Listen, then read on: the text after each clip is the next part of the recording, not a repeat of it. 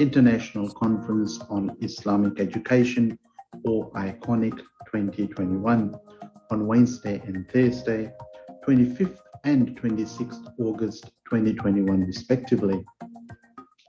In this outstanding conference, we discussed the topic of the new era of Islamic education, post-pandemic innovations. Please let me ask you to join and share the joy of this conference. Everyone is welcome to this conference. I hope you are staying healthy and safe throughout this pandemic. Have a wonderful day, and thank you very much for listening. I hope to see you at the conference. Thank you very much. Wassalamu alaikum warahmatullahi wabarakatuh.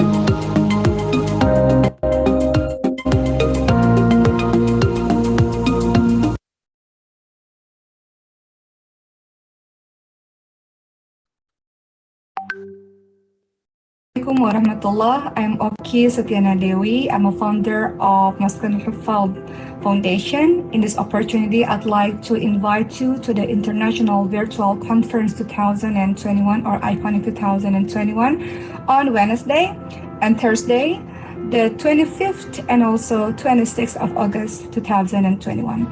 In this conference, we are going to talk about the new era of the Islamic education post-pandemic innovation. Everybody is welcome, and please join us. Have a nice day, and thank you.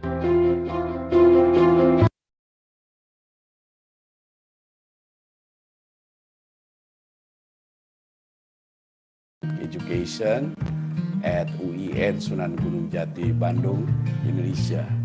Let me take this opportunity to invite you to a virtual international conference of Islamic education, or ICONIC 2021, August 2021.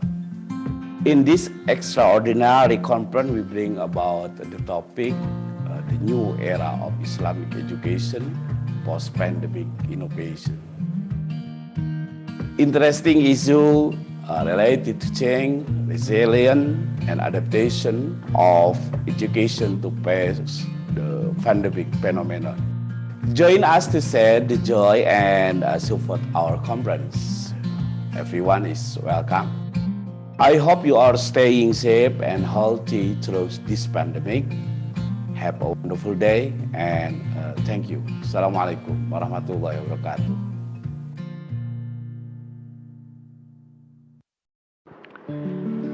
Assalamualaikum warahmatullahi wabarakatuh. Hello everyone, I am Muhammad Ali Ramdhani, General Director of Islamic Education, Ministry of Religious Affairs, Republic of Indonesia. Let me use this opportunity to invite you to the virtual International Conference on Islamic Education, or ICONIC 2021, on Wednesday and Thursday, the 25th and 26th of August 2021.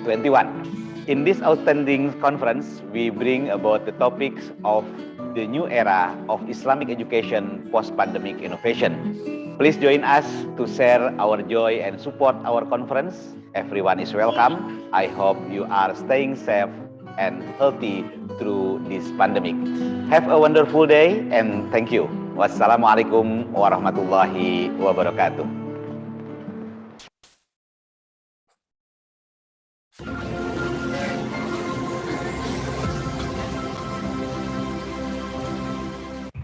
Assalamualaikum warahmatullahi wabarakatuh. My name is Ima. I'm the lecturer in the Faculty of Education and Teacher Training of UIN Sunan Gunung Jati, Bandung. I'm currently studying in Western Sydney University, Australia. In this opportunity, I would like to invite you to join the virtual International Conference on Islamic Education, or ICONIC 2021. The conference will be held on 25th to 26th of August 2021, and the topic will bring about new era of Islamic education post-pandemic innovation. So this is a good opportunity for researchers, scholars, academics, and also participants to join the event to share knowledge and build connection, especially in this pandemic era. So I hope you are keeping well. Please support the event, join the conference, and I hope you have a wonderful day. Thank you very much, everyone. Wassalamualaikum warahmatullahi wabarakatuh. Assalamu alaikum wa rahmatullahi wa barakatuh. Hello everyone. My name is Dr. Jan Ali from Western Sydney University. I'm one of the speakers at the iconic 2021 organized by the Faculty of Tarbiyah and Teacher Training of UIN Sunan Gunung Jati Bandung, Indonesia. Let me use this opportunity to invite you to the virtual International Conference on Islamic Education, or ICONIC 2021, on Wednesday and Thursday, 25th and 26th August 2021, respectively. In this outstanding conference, we discussed the topic of the new era of Islamic education, post-pandemic innovations. Please let me ask you to join and share the joy of this conference. Everyone is welcome to this conference. I hope you are staying healthy and safe throughout this pandemic. Have a wonderful day and thank you very much for listening. I hope to see you at the conference. Thank you very much. Wassalamu alaikum wa rahmatullahi wa barakatuh.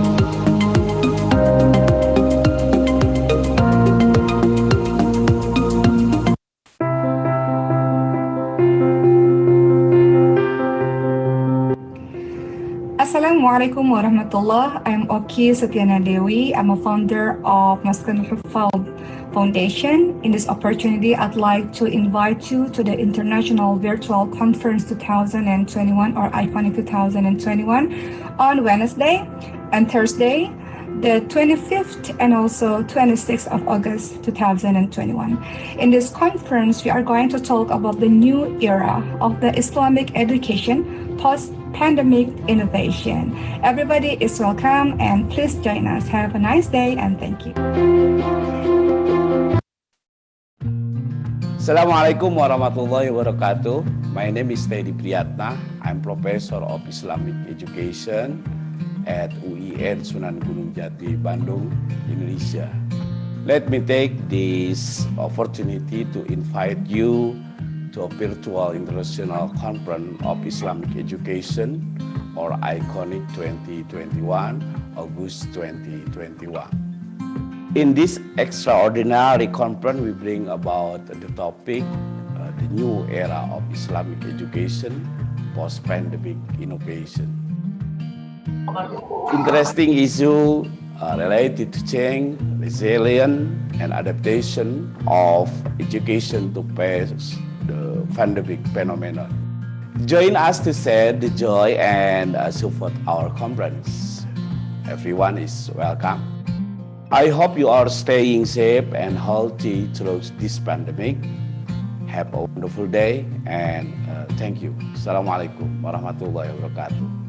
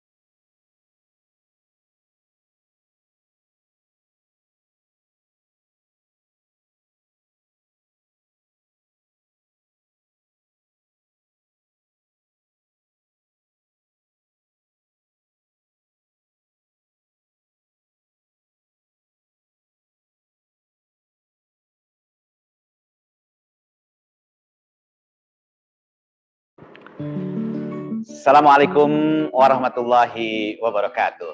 Hello everyone, I am Muhammad Ali Ramdhani, General Director of Islamic Education, Ministry of Religious Affairs, Republic of Indonesia.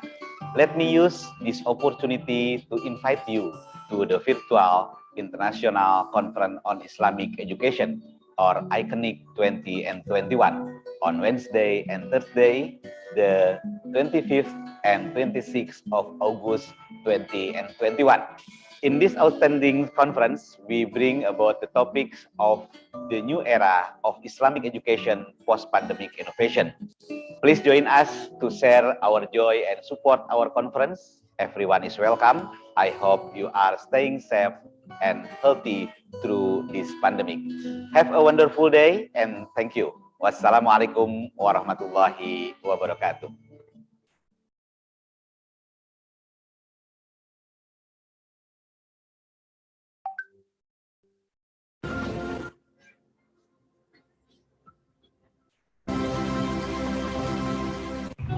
Assalamualaikum warahmatullahi wabarakatuh. My name is Ima. I'm the lecturer in the Faculty of Education and Teacher Training of UIN Sunan Gunung Jati Bandung. I'm currently studying in Western Sydney University, Australia. In this opportunity, I would like to invite you to join the virtual International Conference on Islamic Education, or ICONIC 2021. The conference will be held on 25th to 26th of August 2021, and the topic will bring about new era of Islamic education post-pandemic innovation. So this is a good opportunity for researchers, scholars, academics, and also participants to join the event to share knowledge and build connection, especially in this pandemic era. So I hope you are keeping well. Please support the event, join the conference, and I hope you have a wonderful day. Thank you very much, everyone. Wassalamualaikum warahmatullahi wabarakatuh. Assalamualaikum warahmatullahi wabarakatuh. Hello everyone. My name is Dr. Jan Ali from Western Sydney University. I'm one of the speakers at the ICONIC 2021 organized by the Faculty of Tarbiyah and Teacher Training of UIN Sunan Gunung Jati Bandung, Indonesia. Let me use this opportunity to invite you to the virtual International Conference on Islamic Education, or ICONIC 2021, on Wednesday and Thursday, 25th and 26th August 2021, respectively. In this outstanding conference, we discuss the topic of the new era of Islamic education, post-pandemic innovations. Please let me ask you to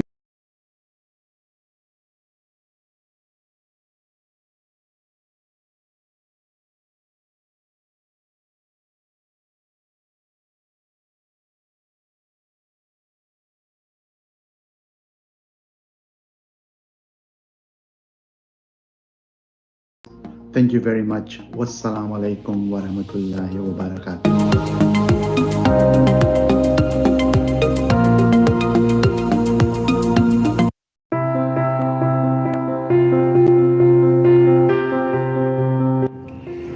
Assalamualaikum warahmatullah. I'm Oki Satyana Dewi. I'm a founder of Maskan Hufald Foundation. In this opportunity, I'd like to invite you to the International Virtual Conference 2021, or ICONIC 2021, on Wednesday and Thursday, the 25th and also 26th of August 2021. In this conference, we are going to talk about the new era of the Islamic education post-pandemic innovation. Everybody is welcome and please join us. Have a nice day and thank you.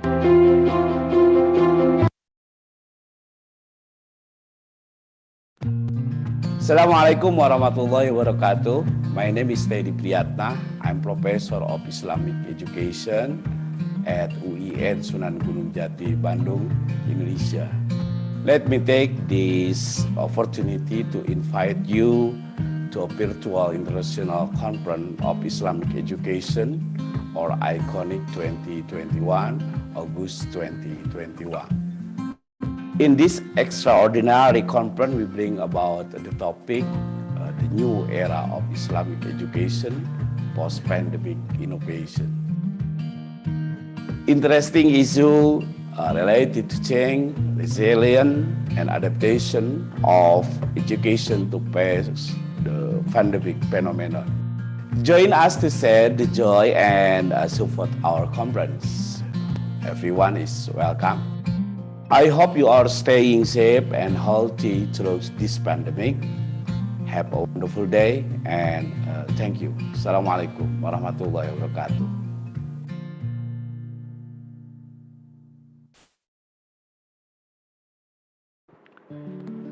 Assalamualaikum warahmatullahi wabarakatuh. Hello everyone, I am Muhammad Ali Ramdhani, General Director of Islamic.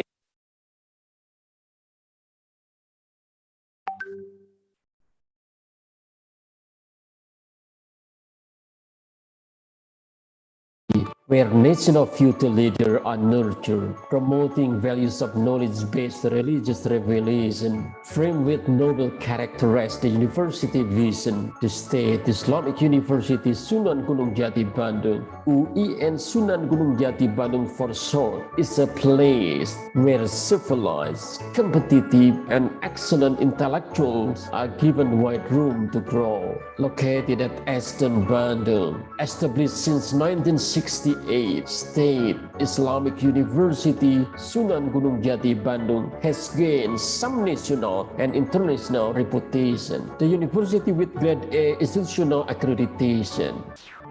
The top one university among state Islamic university across the country, belonging to the best 100 university in Asia by radiometric version in 2020, winning the Indonesian Science and Technology Index Sinta Award as the most productive university in research publication, the best university in managing state Sharia security letter from Ministry of Finance, Ministry of Religious Affairs, Republic of Indonesia, breaking Indonesian museum record for celebrating greatest professor inauguration within religious university in Indonesia and Indonesia religious higher learning.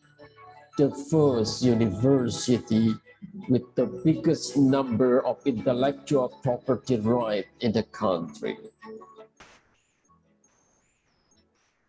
Coming from overseas and different parts of the country, students of State Islamic University Sunan Gunung Jati Bandung actively study in 9 faculty with 61 study program and department.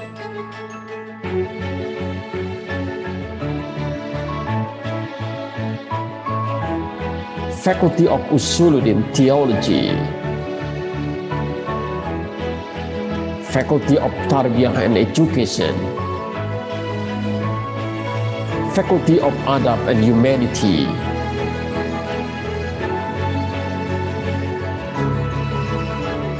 Faculty of Da'wah and Communication, Faculty of Social and Political Sciences, Faculty of Islamic Economics and Business, Faculty of Psychology, Faculty of Sharia and Law,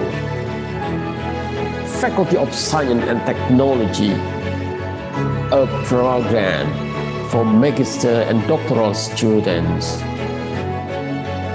Moving to the world-class university, State Islamic University Sunan Gunung Jati Bandung is supported by sophisticated representative facilities and learning infrastructure.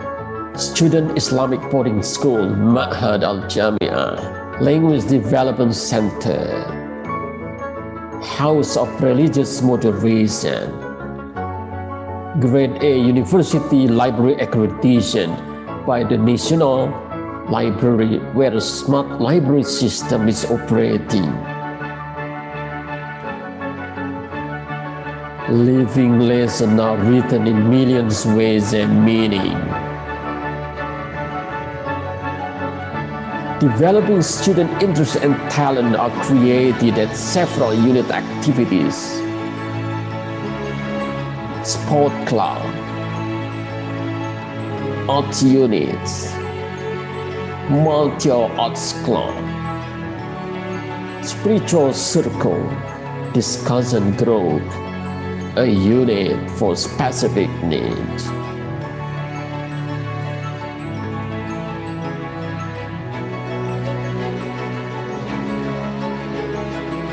State Islamic University Sunan Gunung Jati Bandung never stop innovating, keep cooperating, and building partnership with various parties from national and global institutions in academic and non-academic field.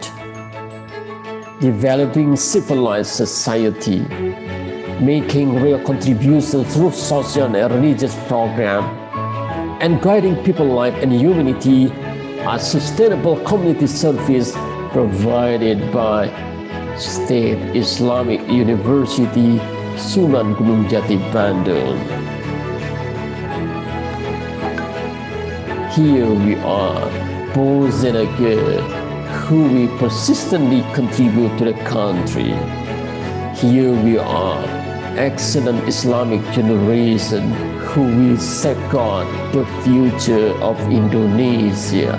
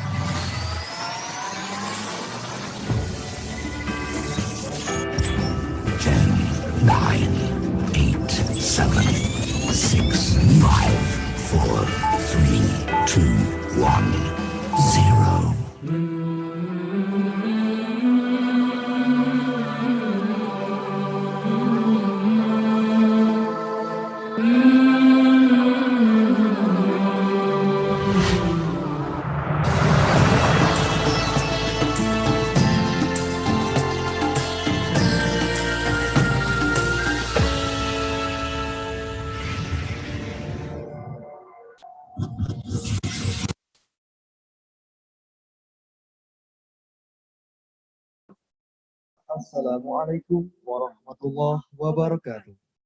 Alhamdulillahirabbil alamin. Ja'alalladzi ribatan matinan wa nihanan 'anit tafarruq wat tanazu. Wa amruna bil ittihad wat ta'awun. Kama qala Allah Ta'ala fi kitabihil karim. Wa'tasimu bihablillahi jami'a wa la tafarraqu.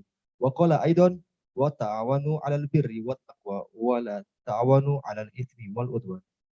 Wassalatullah wassalamu ala habibina wa qurrati a'yunina Muhammad sallallahu alaihi wasallam al-hadi minad dulumat wal jahala wa tubyan ila anwaris salama wa ala alhil athhar wa ashabihil akhyar masabihal anam.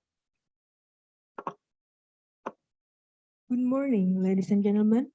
Welcome to International Conference on Islamic Education, Iconic 20 and 21st, presented by Faculty of Tarbiyah and Teacher Training, UIN Sunan Gunung Jati Bandung. This year's topic of Iconic is Building the Future, Success through Collaboration and Synergy in Facing Global Challenges. Inna hada la syarfun adim li nafsi ana Arif Rahmanul Hakim And Shifa Safira Sofatunisa. annakuma huna karo'isail jalsah wa nurahibu bi jami'il hadirina bi hadal mu'tamar. Before we proceed to the programs today, we would like to express our sincere gratitude to Fadilatul Kiram, Amidatul Kuliyatit Tarbiyah wa Ta'lim, Al-Ustadzah Ad-Doktorah Aan Hasanah, Excellency, the Dean of Faculty Tarbiyah and Teacher Training, Professor Dr. Aan Hasan. Fadilatul Kiram, Ra'isul Lajnah Al-Mu'tamar Ad-Duali, Ad-Doktor Dindin Jamaluddin, Honorable Chairman of ICAN, Dr. Dindin Jamaluddin. Fadilatul Kiram, Al-Mutahaddithun, Honorable Keynote Speakers, Siyadatul Kiram, Ad-Duyub wal Mushtarikun. distinguished guests, participants, and presenters. Ladies and gentlemen, right to our next list is singing the national anthem, Indonesia Raya. Ladies and gentlemen, please arise.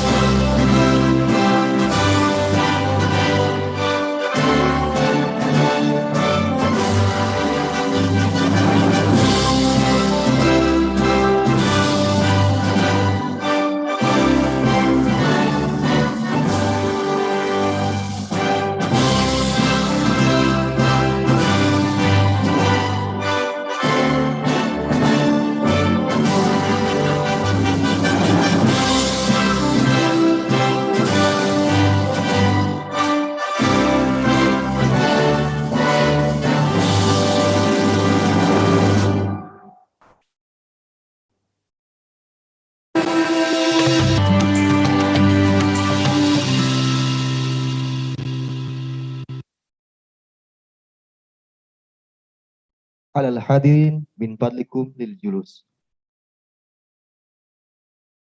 Ayuhal hadirun al muhtaramun. Al-an ma'a ayatin bayinat min dzikril hakim. Yatlu alaina akhuna Wendy Saiful Mikdar. Ma tayassara lahu min suratil mu'minun min ayatil ula ila ayatis sabi'ah wa surah al-kautsar min ayatil ula ila ayatis salisah. Iyahu mashkuru.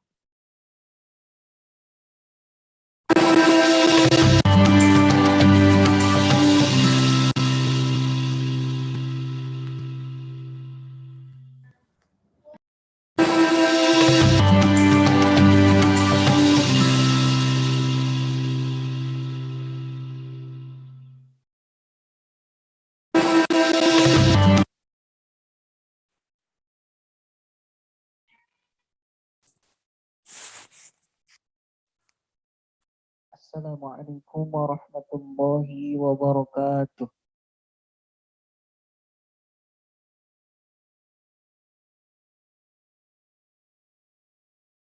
A'udzu billahi minasy syaithanir rajim.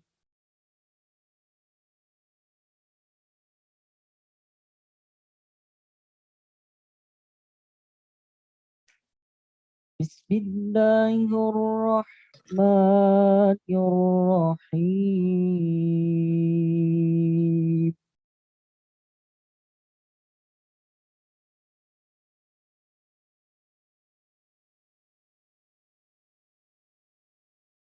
Qad aflahal mu'minun alladzina hum fi salatihim khashi'un.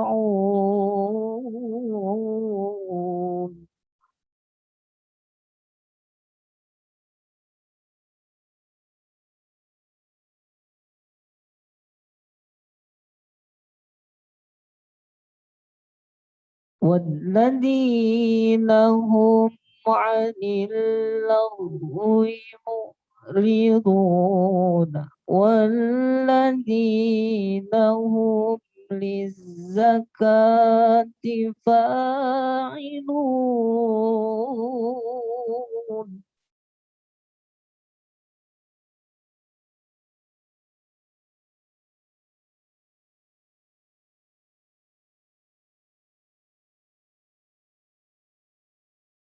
والذين هم للزكاة فاعلون والذين هم لفروجهم حافظون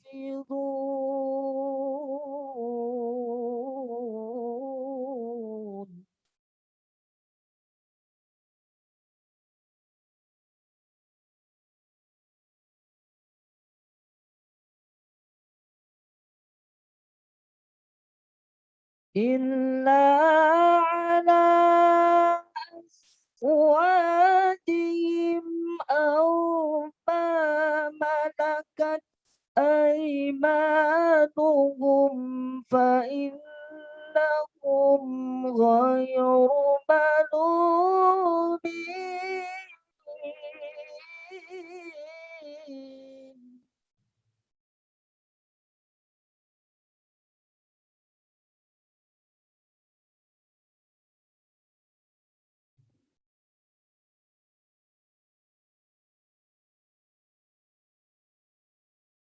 فمن ابتغى وراء ذلك فأولئك هم العادون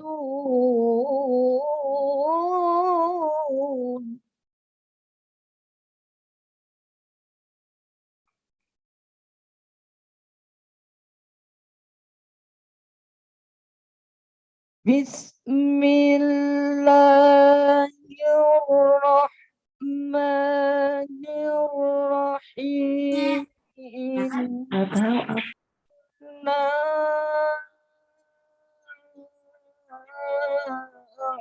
أعطيناك الكوثر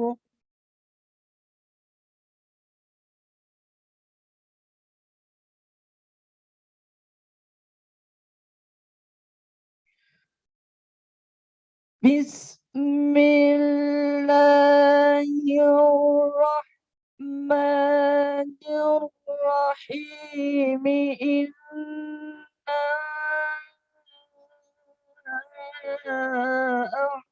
أعطيناك الكوثر Itu yang punya apa di Medan itu? Ya, Museum itu. ya, jadi beradik وانهر إن شانئك هو الأبتر إن شانئك هو الأبتر صدق الله العظيم.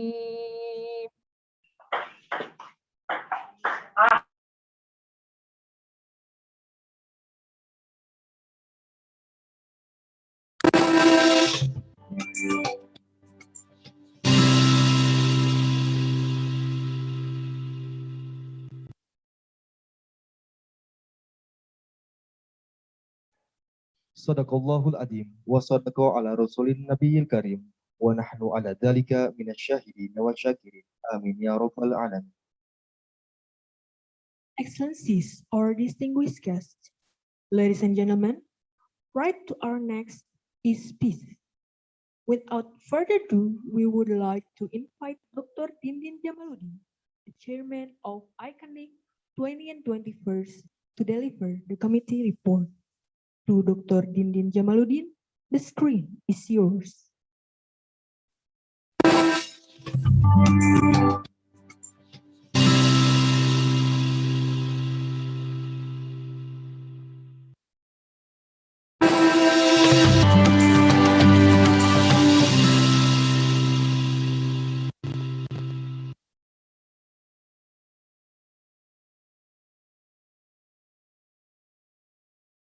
Bismillahirrahmanirrahim. Assalamualaikum warahmatullahi wabarakatuh. Alhamdulillah, alhamdulillahi rabbil alamin, wa bihi nasta'in wa ala umuri dunya wa din. Wassalatu wassalamu ala asyrafil anbiya wal mursalin wa ala alihi wa ashabihi ajma'in. Amma ba'du.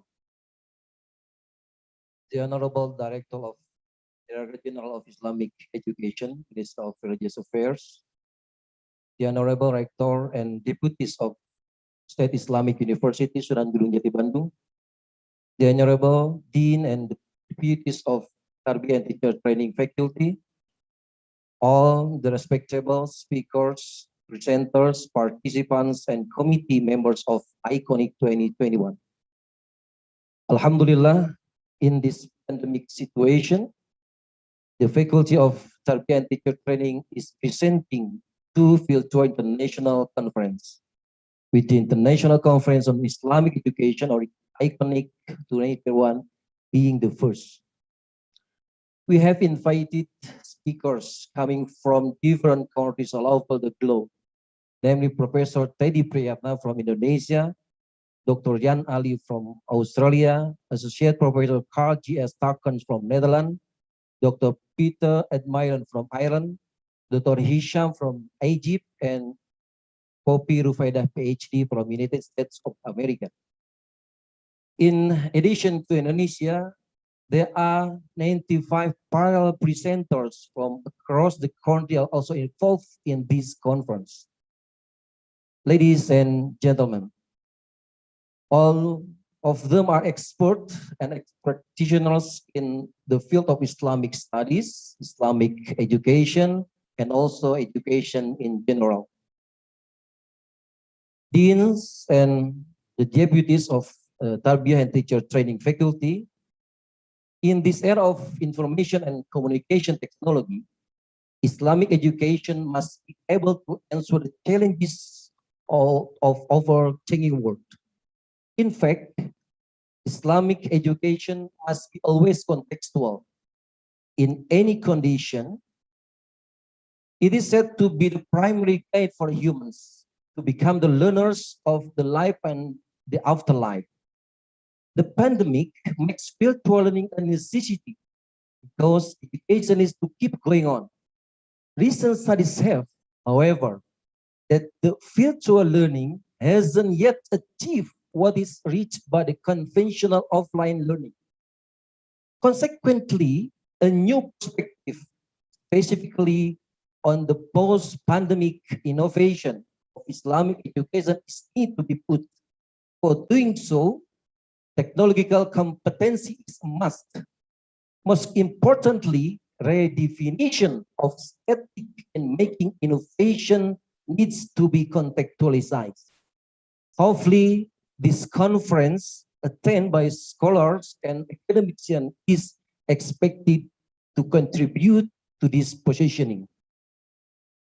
Akhiran, aku awaddu an ulqiya lakum syukran jazilan ila Raisi Jami'ah Al-Islamiyah Al-Hukumiyah wa ru'asaiha wa kadzalika ila amidah kulliyah tarbiyah wa tadrisiha wa ru'asaiha wa haula'i a'dha'i lajna li hadha al-mu'tamar ad-dual wa narju ila amidah kulliyah tarbiyah wa tadrisiha al-ustadzah ad-doktorah Hajjah Ana Hasanah al-Majistirah li taftatiha hadha al-mu'tamar ad-dual rasmiyan. Hada wa syukran. Assalamualaikum warahmatullahi wabarakatuh.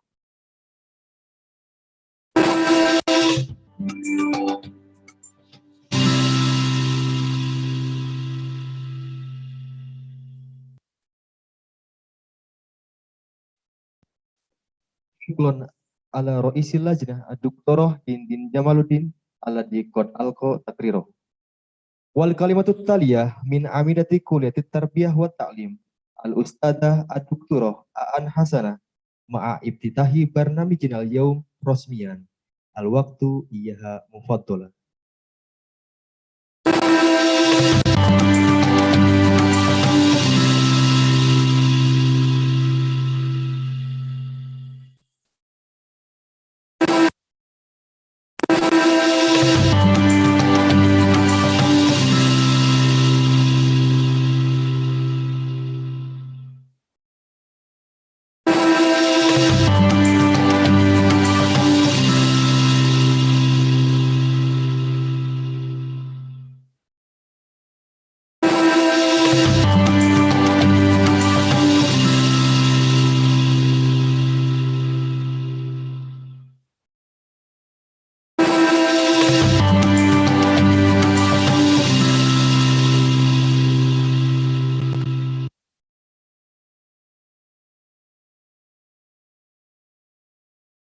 Assalamualaikum warahmatullahi wabarakatuh. Bismillahirrahmanirrahim. Anjala sakinata fi qulubil mu'minin. Asyhadu an la ilaha illallah wa asyhadu anna Muhammadan abduhu wa rasuluh. Amma ba'du. Ladies and gentlemen, let me use this opportunity to welcome you all to the International Conference on Islamic Education, Iconic 2021, held by the Faculty of Tarbiyah and Teacher Training of UIN Sunan Gunung Jati, Bandung, Indonesia. A special welcome to our national and international experts from around the globe who have been willing to share their knowledge and expertise on Islamic education with all of us in this conference. Also, my highest appreciation goes to all the presenters and participants. Thank you for being part of this conference. We truly appreciate your participation and support. The COVID-19 outbreak has forced us to compromise on making sure that life and every side of it still go on and well. This virtual conference is one the effort that we make to bring together scholars and academicians to discuss the result of their research in Islamic education and its practice post-pandemic era. With the speaker and presenter expertise in this area, we are convinced that you will be able to convey valuable knowledge and innovation. It is expected that this conference can give us the answer to the challenges we are currently facing. We believe that your presentation will contribute significantly to Islamic education and educational advantage. In case of Indonesia, now here, Islamic education has a very open opportunity to appear as a pillar of a new modern civilization that is firmly based on Islamic values. Islamic education already has a very cohesive mother culture and an attitude that is responsive to change. There are several challenges ahead that must be faced by Islamic education in building a modern civilization. There are, first, promoting moderate Islamic education. The Islamic education system developed conceptually instill a moderate understanding of Islam, so that the children have a broad understanding and have a strong characters. Islamic education institution must be able to bring their children to a moderate and central understanding of religion. Our task is to bring Islamic education into the mid of world civilization and even be able to become a new trendsetter of civilization with very cohesive social capital that we already have by shifting a modern paradigm, of course. Second, developing plural and multicultural education to grow and shape the attitude of citizens who are able to appreciate these differences. It is necessary to have a concept of religious education with pluralism and multicultural perspective.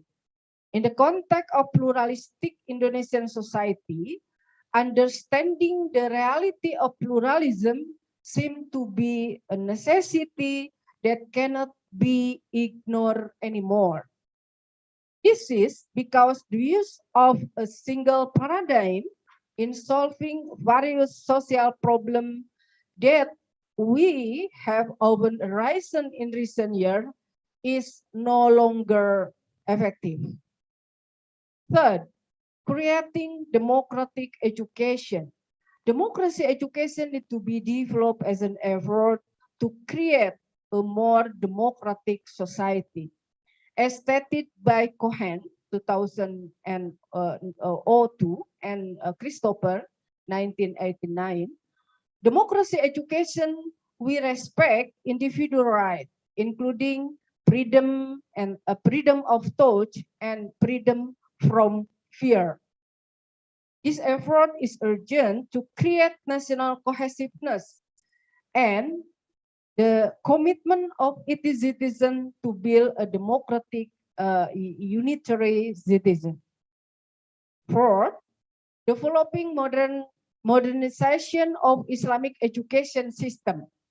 Islamic educational institutions are required to be responsive to the modernization of learning that has been running in public school. There are two things that can be developed. Firstly, developing an active learning strategy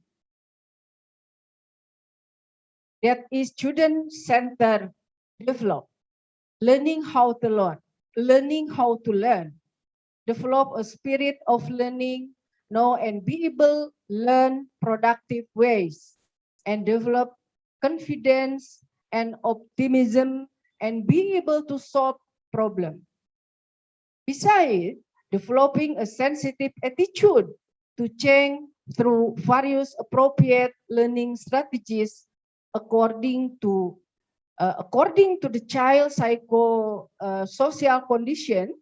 What is no less important is, of course, modernizing learning facilities, the environment, and other supporting factors, including the involvement of parents, government, community, and other educational stakeholders.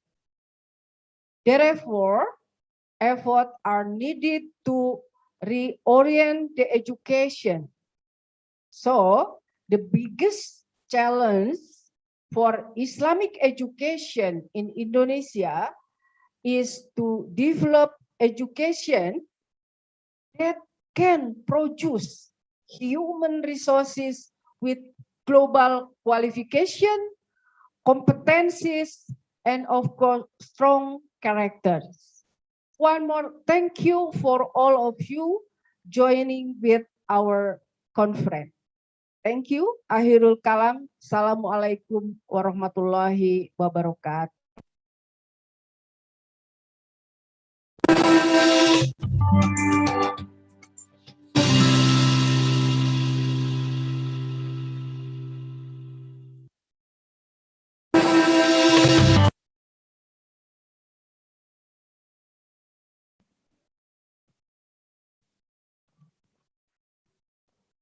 Thank you, Professor Dr. Aan Hasanah, for the speech.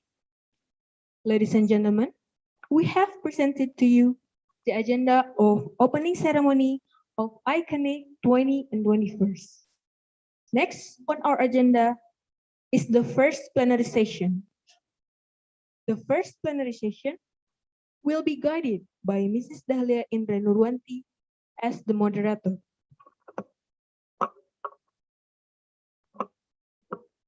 Dahlia Indra Nurwanti, MPD, is a lecturer at the English Education Department of Tarbiyah and Teacher Training Faculty of UIN Sunan Gunung Jati Bandung. She is the head of English Division of the Language Center of the same university. She graduated from the English Education Department of Indonesia University of Education in 2007 and gained her master's degree from Semarang State University of the same major in 2011. Her publications and research interests are in the area of TESOL, more specifically on teaching English to young learners. To Ms. Dahlia, the screen is yours.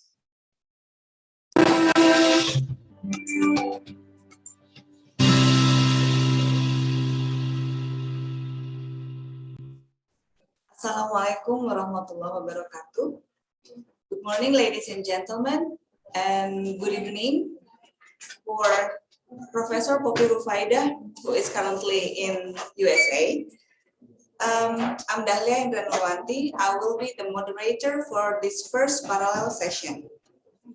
We have two speakers for this session. The first one is Professor Dr. Muhammad Ali Ramdhani, STPMT, and the second one is Professor Poppy Rufaida, SA, MBA, PhD. Before we take a look at Professor Ramdhani's presentation, I would like to read out his short biography. Professor Dr. Muhammad Ali Ramdhani, STPMT, is the General Director of Islamic Education of Ministry of Religious Affairs of the Republic of Indonesia. He previously served as the Postgraduate Director of UIN Sunan Gunung Jati Bandung. He was also the Vice Rector for Cooperation and Institution Development of UIN Sunan Gunung Jati Bandung. He was also the Vice Rector of Students Affairs and Alumni of UIN Sunan Gunung Jati Bandung. He became a professor of information technology at the very young age, which is 34 years old. And in addition to all his achievements, he is also productive in writing journals and has been named a scientific article writer with the highest Sinta score at the 2018 Sinta Awards. Well, ladies and gentlemen, without further ado, Professor Ramdhani, the screen is yours.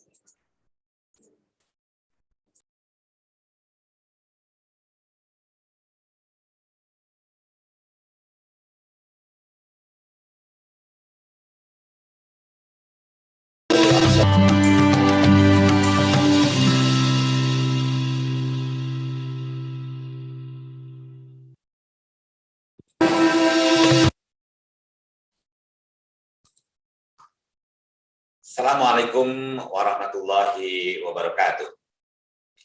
Alhamdulillahirabbil alamin wassalatu wassalamu ala asrofil anbiya'i wal mursalin sayyidina wa maulana Muhammadin wa ala alihi wa sahbihi ajmain. Allahumma sholli ala sayyidina Muhammadin tibbil qulubi wa dawaiha wa afiyatil abdani wa shifaiha wa nuril absari wa diyaiha wa ala alihi wa sahbihi wa barik wa salim.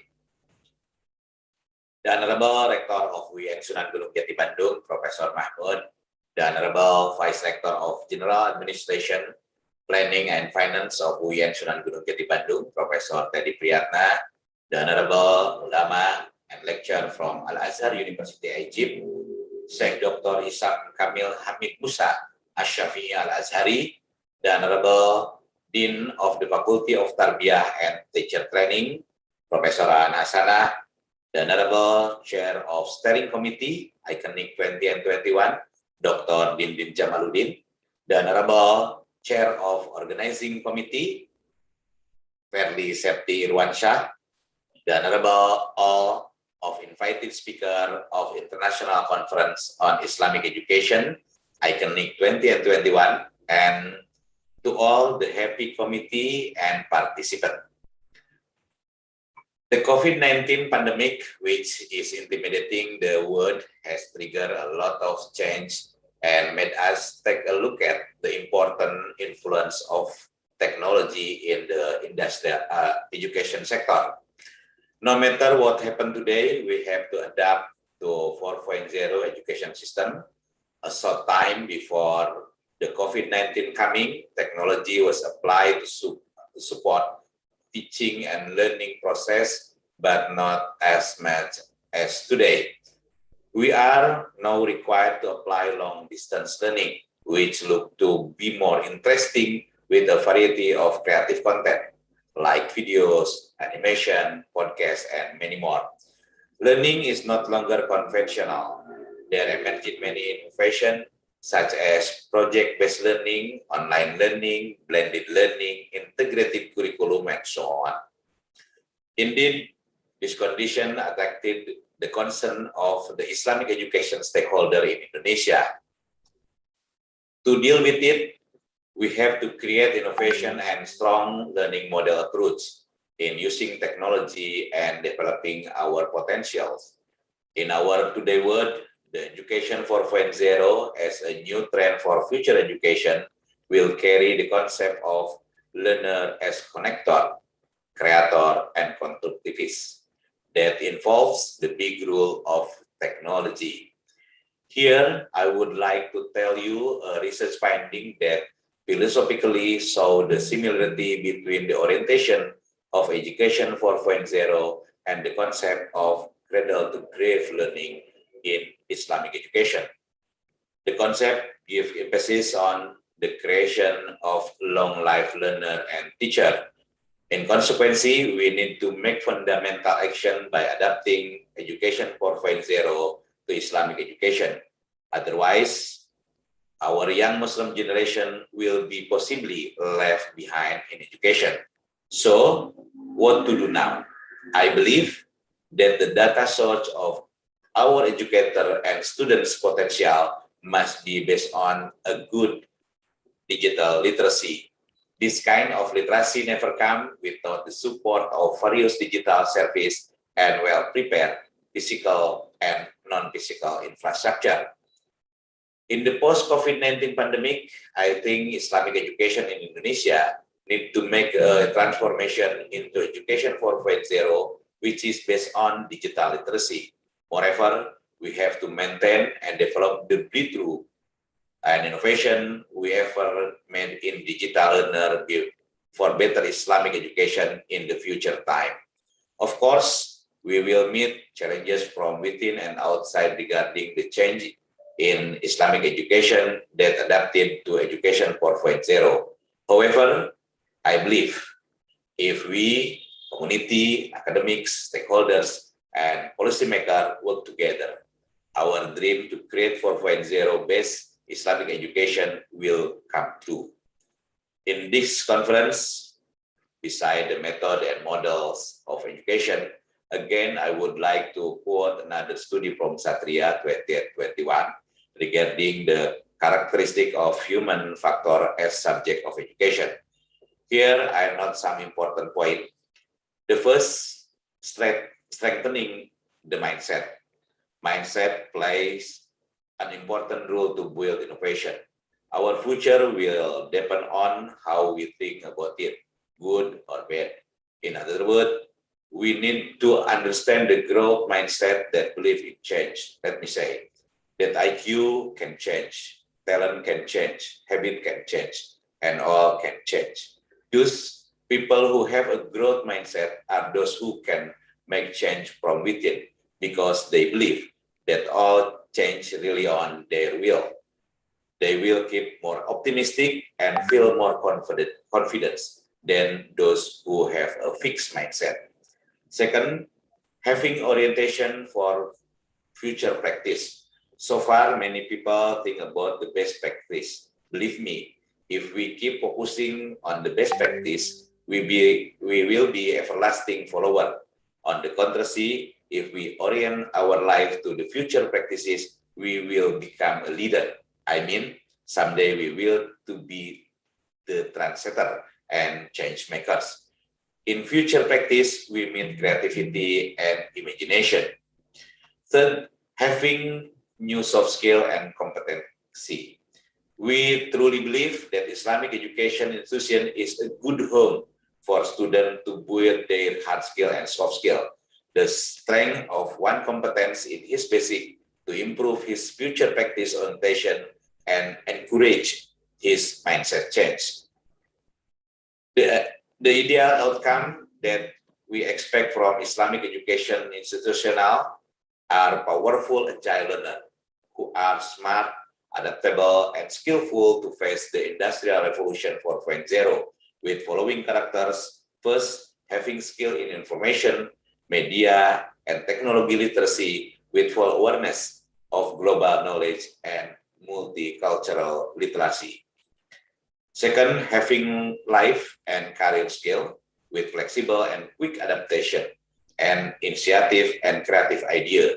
Moreover, they can maintain their productivity, accountability, and responsibility based on ethical, moral, and cultural value. The third, having effective and interactive communication and work in team skills. The fourth, having learning and innovation spirit, creativity, and curiosity character to solve problem well with their own risk.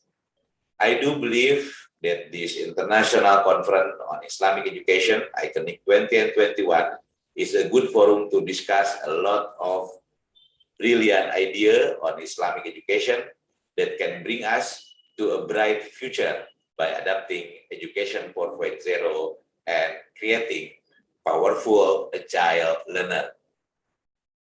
These are all the points I can cover in this forum.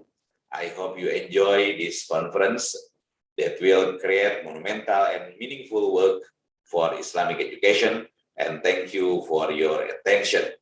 Wassalamualaikum warahmatullahi wabarakatuh.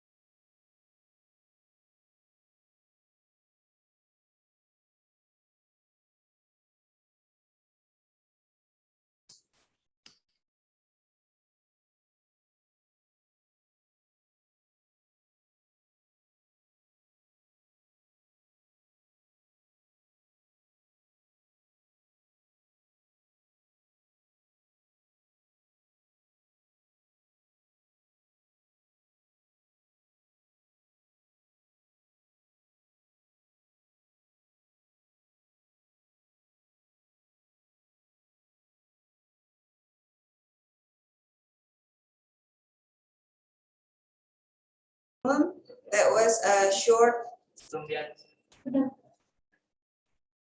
ladies and gentlemen, that was a short presentation from Professor Ramdhani.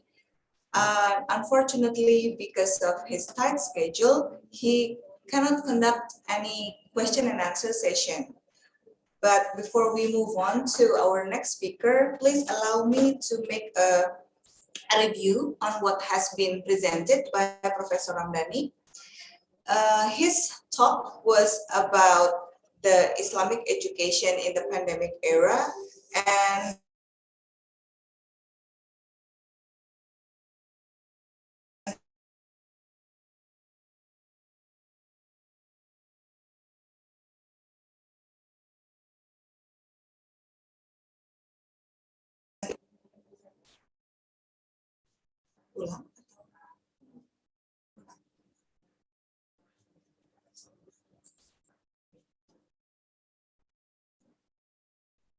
well, ladies and gentlemen,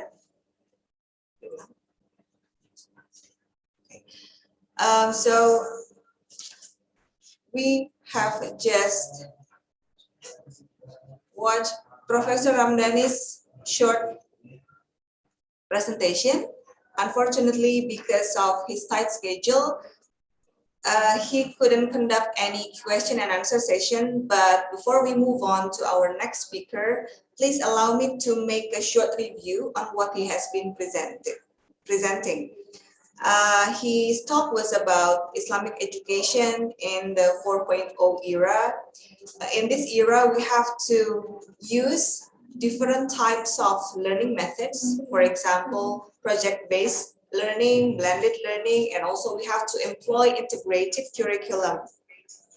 As modern Islamic education practitioners, we have to set the learning to create lifelong learning for both the students and the teacher, and everyone in this field must have a digital literacy.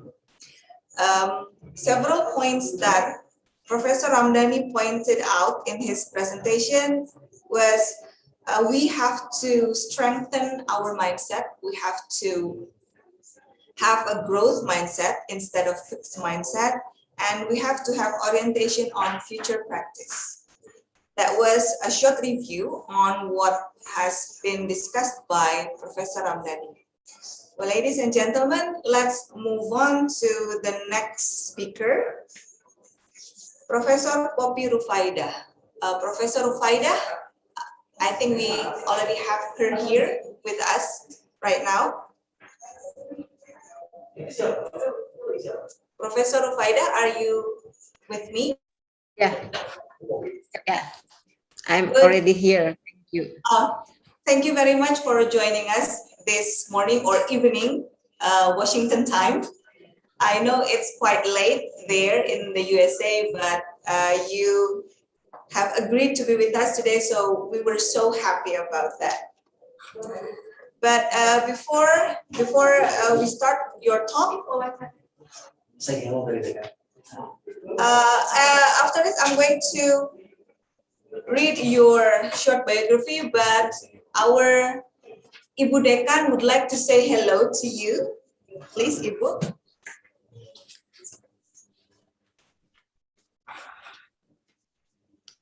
Halo, Assalamualaikum, Ibu Poppy Rufaidah. Thank you for joining with us with this conference.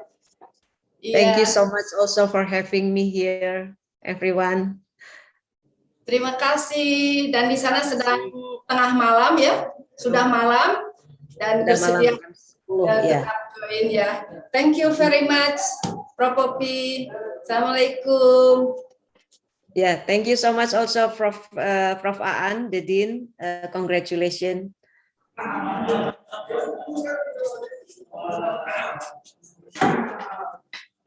All right, ladies and gentlemen, and Prof. Poppy, please allow me to read a short biography of yours.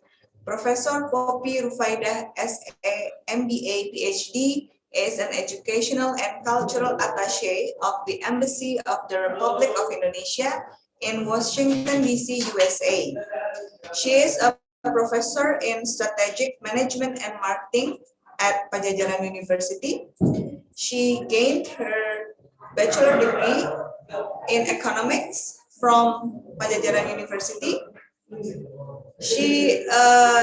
Afterwards, she gained her Master of Business Administration from Murray State University, Kentucky, United States of America.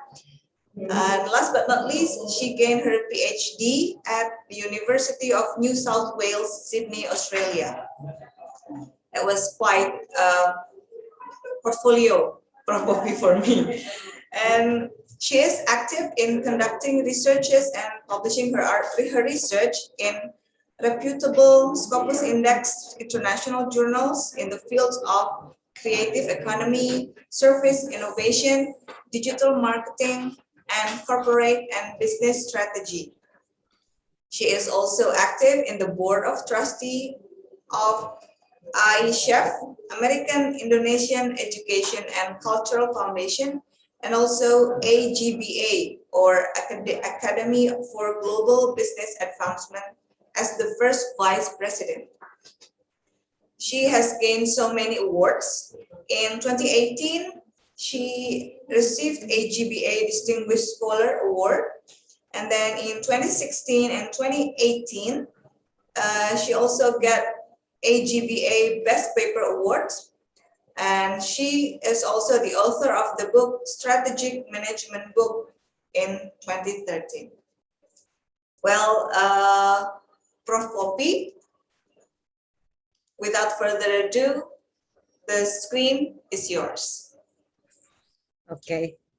Thank you for the moderator for introducing me to the audience. Bismillahirrahmanirrahim. Assalamualaikum warahmatullahi wabarakatuh. We would like to thank to the organizing committee, steering committee, and all the representative from Universitas Islam Negeri Bandung, Sunan Gunung Jati, and also the representative from the association. and also the Committee for the International Conference on Islamic Education. Thank you so much for having me, and also for inviting us to share some information and also knowledge that maybe would enhance our understanding what happened after the post-pandemic COVID-19 crisis that hit all over the world. Please share my screen. So I will share my presentation. A second.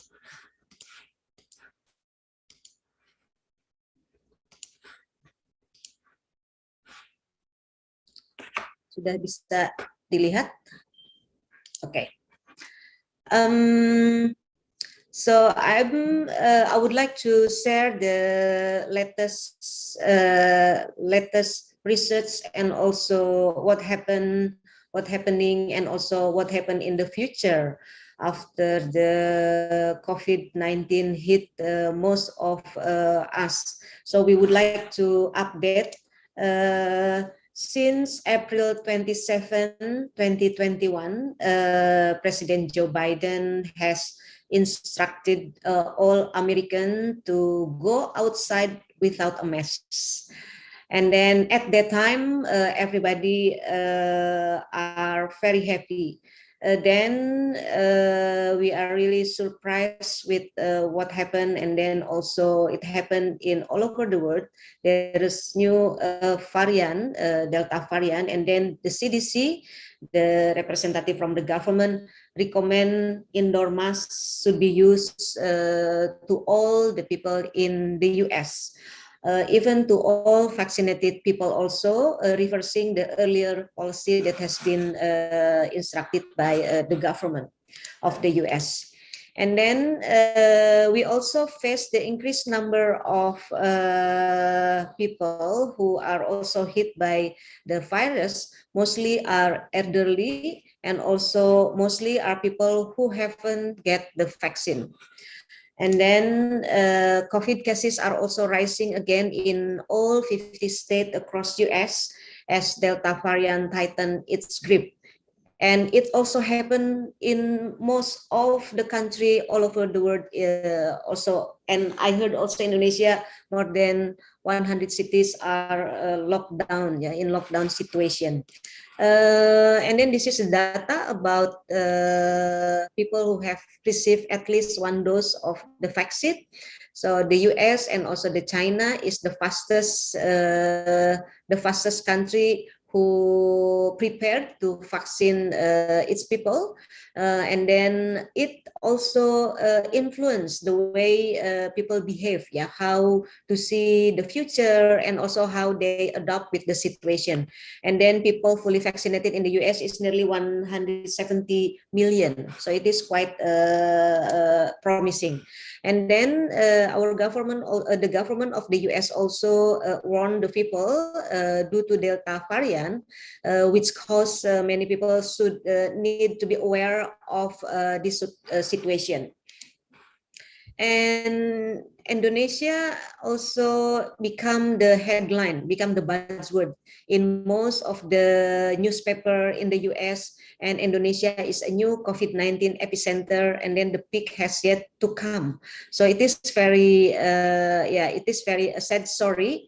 While most of the advanced country has been tackling with the COVID-19 by providing vaccine, and then also most of the people are go out without mask, and then now we see Indonesia in this situation.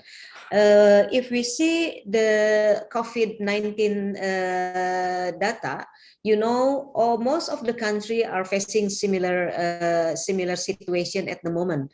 And then what would happen, particularly to Islamic education in seeing this situation, right?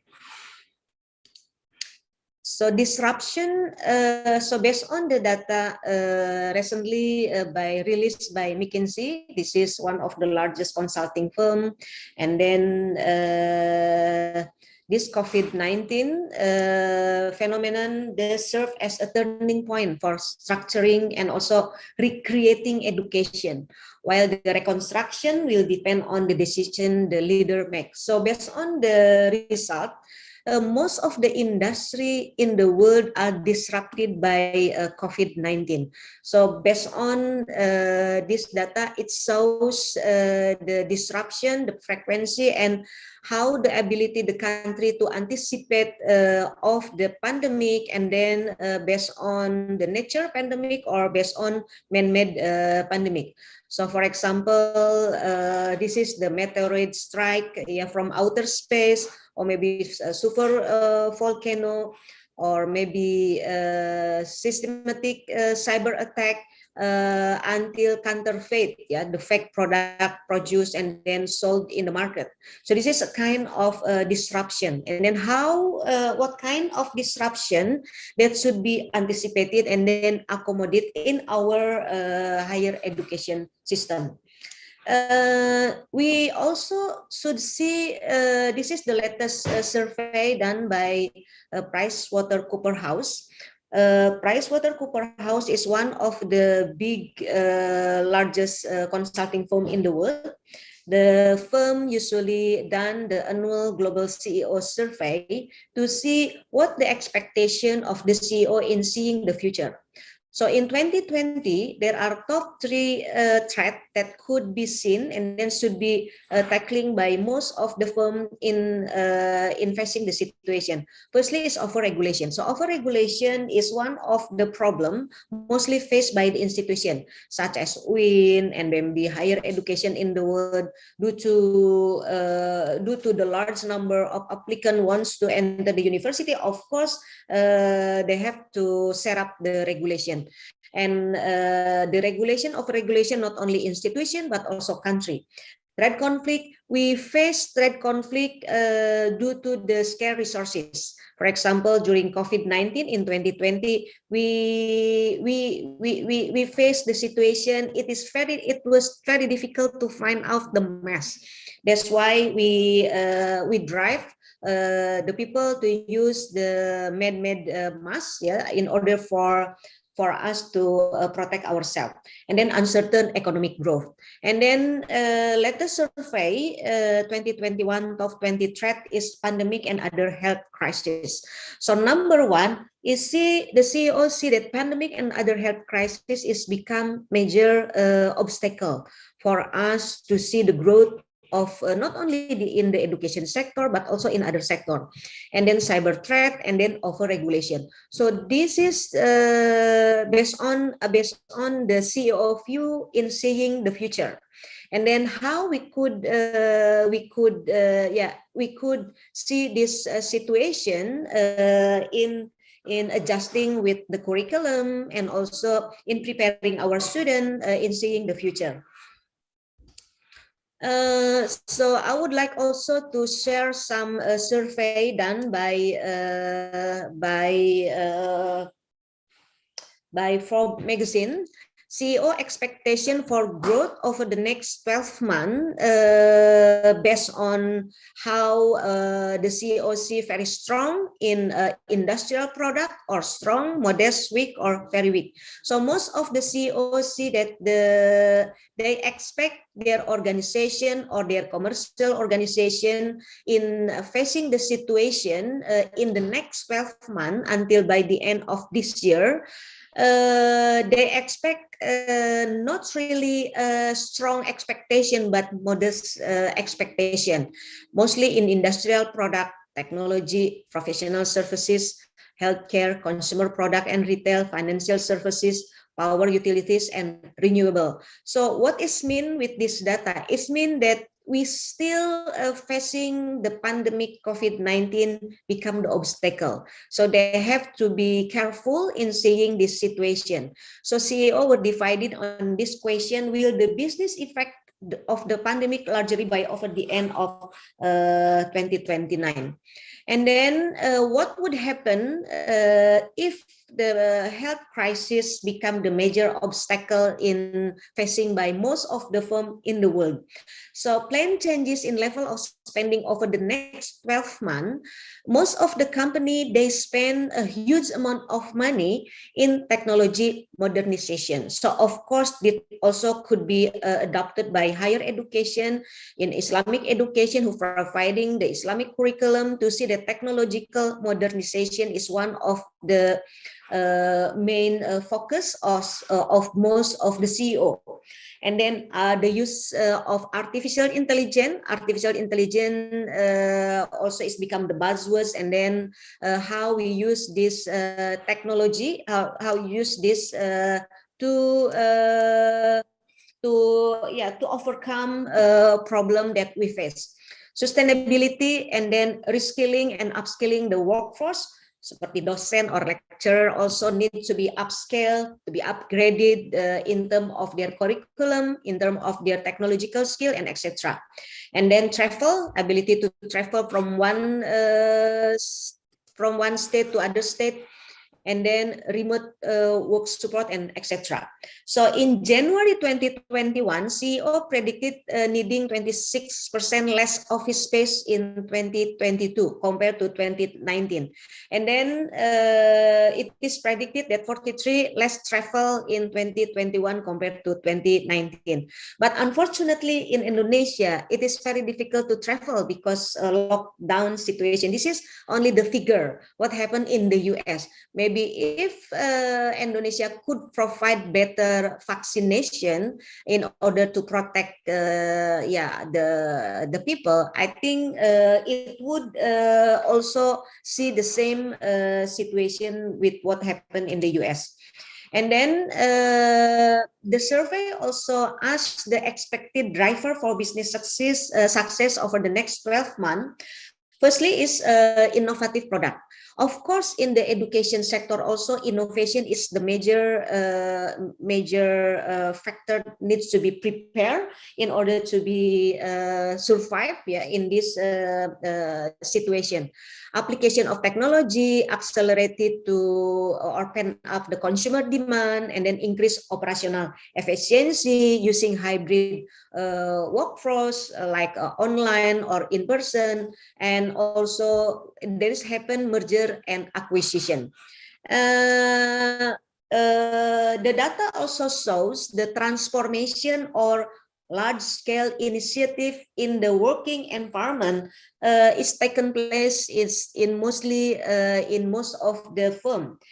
For example, digital transformation is count nearly 74% become the main concern for the CEO to change the culture of the organization. And also talent transformation, 71%. So what is mean for WIN or for the participant of the conference about the talent transformation? For us, now we are very familiar with using application, with the gadget and everything. And then how we could provide all for the education.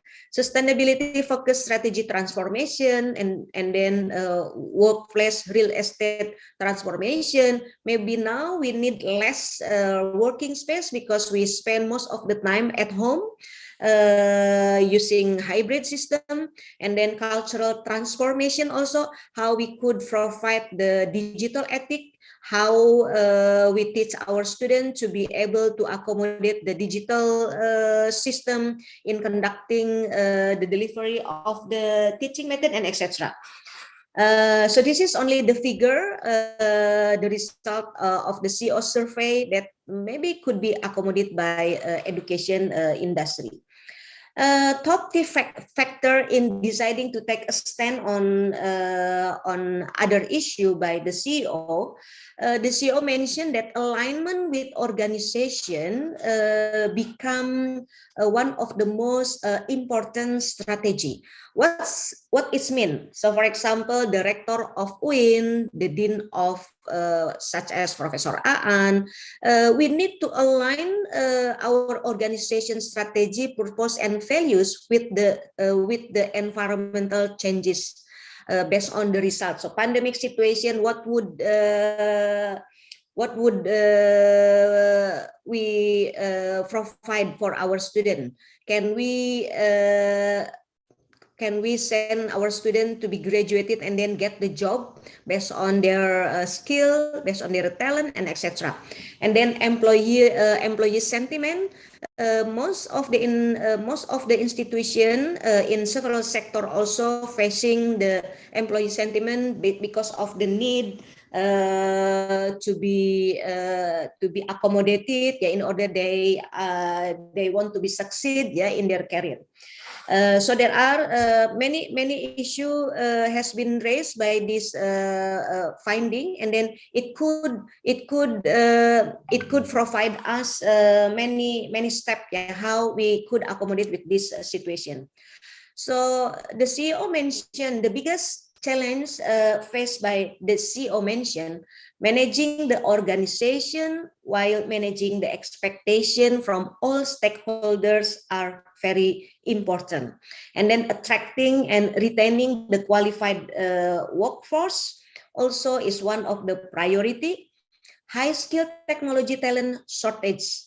So would this situation relevant for Islamic education institution with the high skilled technology talent? Balance between moving too fast and not moving fast enough is become the major issues among employees, among CEO, among customer, and etc. Everybody wants to be served very fast, and some of the institutions are very slow in seeing the situation. So how we respond? So responsive and adaptive to environmental changes is very important. Why? Because the environment is very volatile, uncertain, very complex, and very ambiguous. Yeah. Priority of invention, application, and development of information technology in all fields, such as the use of artificial intelligence, vaccine development for humanity, and also the optimizing cooperation in various fields with developed countries such as the US for strengthening international standard capacity and competencies among higher education in the US and Indonesia. So I would like to also see about the prediction before COVID-19 pandemic. So IMF 2016 estimate that Indonesia will become the fourth largest country in the world at that time. Now what happened? None of the institution during COVID-19 could predict what happened. What is the growth of each country? Mostly is zero. Why? Because COVID-19, the factory are shut down, and then people cannot go out, and then the production are stopped, but the consumption are increased. So most of the country are facing inflation and also the gap between supply and demand. And then so I would like to share, and then for discussion, please be careful for using old data for making projection. Why? Because prediction before COVID-19 pandemic could misleading. See, like this is, for example, China is predicted become #1, and then India the second, and then etc. And then I would like also to say the projected GDP ranking. Indonesia are predicted ranking 4, the US ranking 3rd, and then India the 2nd, and then etc. So this is the prediction before COVID-19 pandemic. And also this is the prediction before COVID-19 pandemic. Also, we see that there is a mismatch between what happened now and then what happened before and then what happened in the future. We don't know for sure about this situation. This is the survey done by McKinsey and Company. Most employees report preferring a more flexible working model in the future. Before pre-pandemic, fully on-site 62%, and then hybrid only 30%, compared to fully remote. Now, most of the employee demand hybrid, flexible working model. So all the leader in higher education should adjust with this increased preference of their employees. Okay, so I would like to share some information. The number of international students who study in the US during the last 5 years. The first is China, the second India, and then the third South Korea, Saudi Arabia, and Canada. And in Indonesia is the 19th largest country who send the student to study in the US. Why study in the US? Why study in the US? Most of the international students study in the US because they want to learn about STEM, yeah, science, technology, engineering, and math. And very few who study humanities, international students in the US compared to STEM research. Due to the image of the US, the America is a big country in studying STEM. So this is the top 10 places of origin for international students study in the US. One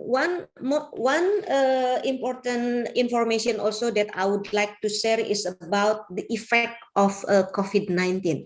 There is the learning loss. What is learning loss? Learning loss is the situation when the student cannot accommodate and then cannot adjust with the situation. For example, this is learning loss in student of color, white student, and average overall.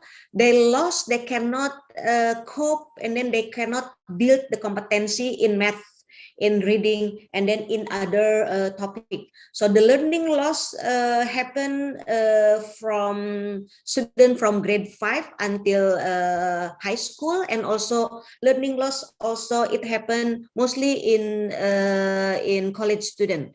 Existing modalities with mix of remote quality also found in student of color, white student, average overall. And this is the data. Yeah, we just also wonder, do you have learning loss in Islamic education? What kind of learning loss? Yeah. So what happened in the US to overcome the learning loss? The government provide like 6-month additional learning for student, and then providing the support for lecturer in order for the student to cope with the changes of the situation. For example, providing free of charge tutoring in order the student can cope how to deal with math problem, with reading problem, and etc. So based on the reading loss, based on the FUCA situation, vulnerability, uncertainty, complexity, and ambiguity, Deloitte CEO Survey 2021 predicted that there are around 7 industry that still really needed and survive during COVID-19 happen. Firstly is power utility and renewable, healthcare industry, technology, oil, gas, and chemical, industrial product, financial services, consumer product, and retail. So my question, how the Islamic education could be associated with this situation, and then how the professor and then the academic in Islamic education can see this figure. Yeah. And then the mix of occupation may shift by 2030 in the post-COVID-19 scenario.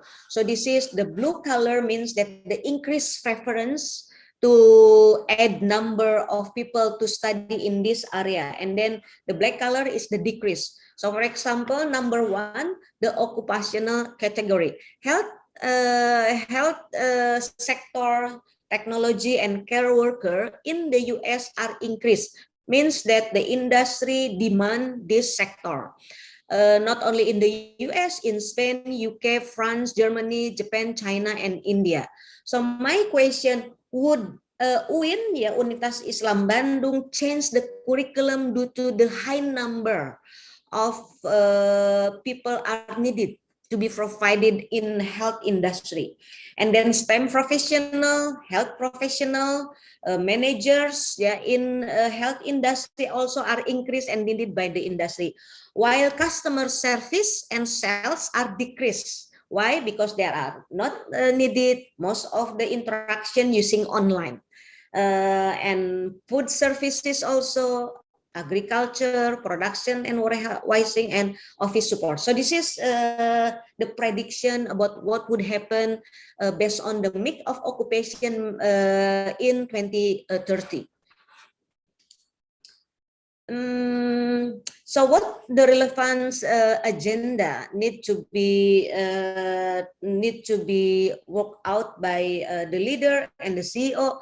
Number one is cybersecurity. Why cybersecurity? Because digital transformation need to provide a secure process, secure result, and also secure initiation. Social issues such as diversity, equality are become main issue need to be discussed by the firm. Public health, fiscal policy, tax policy, climate change, US-China relation, US-Indonesia relation, and etc. So the top three agenda, the most of the CEO in the US are prepared are in cybersecurity, social issue, and public health. And this is also very interesting. The expected driver that I mentioned before about innovation. So innovation not only in new product but also in curriculum in many higher education, in curriculum in Islamic education, and then the method of delivery, and then also in not only in method delivery but also in application and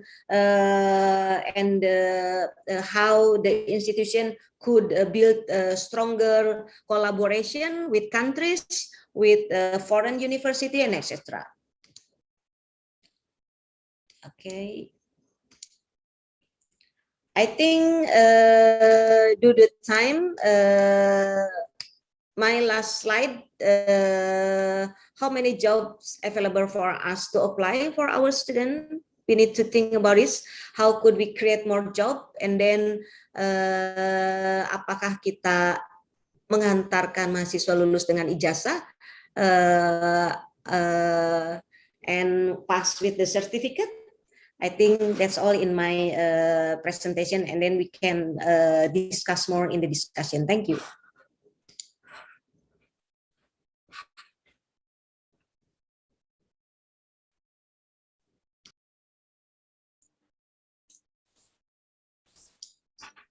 Well, ladies and gentlemen, that was a very enriching presentation from Professor Poppy Rufaida. Thank you very much, Prof. Poppy. There are so many things that I get from your presentation, especially that you reveal so many data regarding the situation in the USA, and some might influence or might have effect on what we have here in Indonesia.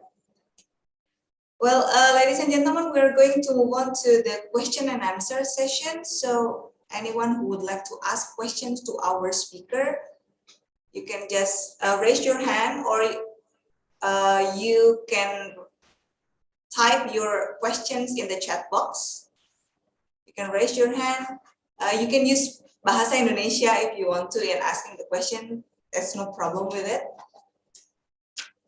Before waiting for the other questions, I would like to read out a question from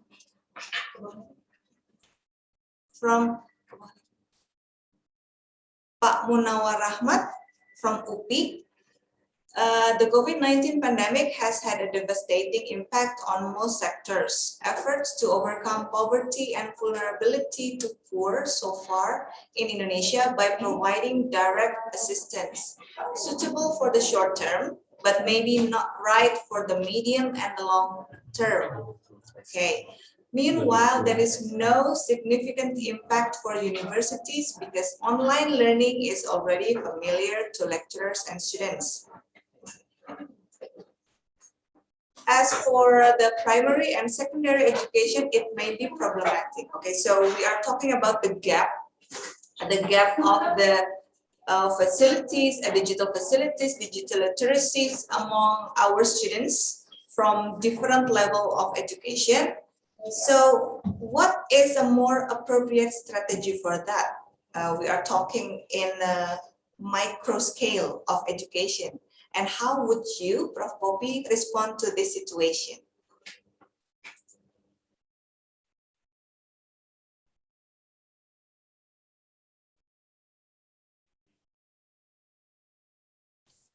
Okay, thank you for the question. I would like to share some information that I think would give us the description and also information. So we have the information, the MBA school of the MBA in the US has the association. So they have done the survey to all business school in the US. We see there are 155 deans and also 118 graduate business school participated in this survey. So during 2019, most of the school are providing in-person delivery methods. And then after COVID-19, fully online, and then now facing 2021, virtual and then hybrid. So what happened in a business school? Change in the content delivery method using flipped classroom and then experiential learning and lecture are reduced to 38%. And then do you think the curriculum changed? Yes, of course the curriculum is changed. So we need to change with the situation in order for us to survive. The university are changed due to COVID-19. 47 changed content due to COVID-19, and then they use COVID-19 as the example, illustration in doing the project, modified assignment, flex deadline, moved from pass to fail, and then also adjusted time limits and online protocol. And then became creative, very deliberate, and then intentional in order to engage with the student. And then this is also one of the slide. Online platform features used to deliver business school curriculum. It also happened in not only in business school but also in other school. Breakout session, message chat tools, handwriting, social interaction, Q&A function. For example, if I were invited by one of the school to provide the speech or to provide the lecture, I will start with the question, and then the student need to fill out the link that I provided, like using Google Doc, and then I can get all the instant response from the student. So we don't know how many students are aware or alert or wake up during my presentation. So we need to be more creative using tools in order for us to accommodate with the situation. So I think that's all my answer to the first to Pak Munawar Rahmat ya. For primary and secondary education maybe problematic, and then of course level of education we need to provide a proper method for delivering the content of the material. And then many best practices now we can download freely in order for us to deliver a proper method for each level of education. And then one of the question is the strategy to increase, to grow, I mean, to grow the interest of the student during the pandemic. Virtual lecture provided by many institutions such as museum. In the US, lots of museum providing virtual tour, and then they have already prepared. Once we, for example, we want to go to Tangkuban Perahu, and then what happened now in Tangkuban Perahu, and then using streaming method, we can feel that Tangkuban Perahu is very live, and then the volcanic eruption in the area can be felt by us. That is a virtual tour. So I cannot share now because the link, I have to try to find the link. But if you browse, virtual tool provided for killing the uninterested student because of an attractive delivery method could be reduced to the student. I hope my question could be could answer the question. Thank you. Thank you, Prof. Poppy, for the answer. Hopefully it answers Pak Munawar Ahmad's questions. Well, if I may sum up a little bit, basically what we have to do as the educator is to maintain the interaction with the students, right? Whatever it takes, we still need to maintain the interaction because that's what matters. Well, other questions are coming up. We have two participants raising their hands. First is Pak Dodi Truna. Please, the time is yours. Okay, thank you. You can hear my voice, I believe. Okay, thank you. Good evening, Professor Poppy. My question is, to some extent, I heard that the US government can deal with the pandemic and its effect to some extent to the people and to all activities, or to some activities in the US, while we here in Indonesia is still facing these problems to its peak situation for today. Do you see that there are one solutions or two we can adopt from the US policy in solving the problem to be implemented in Indonesia, in our country? I understand that not all American way we can adopt and copy fully for the different situations and conditions between the two countries.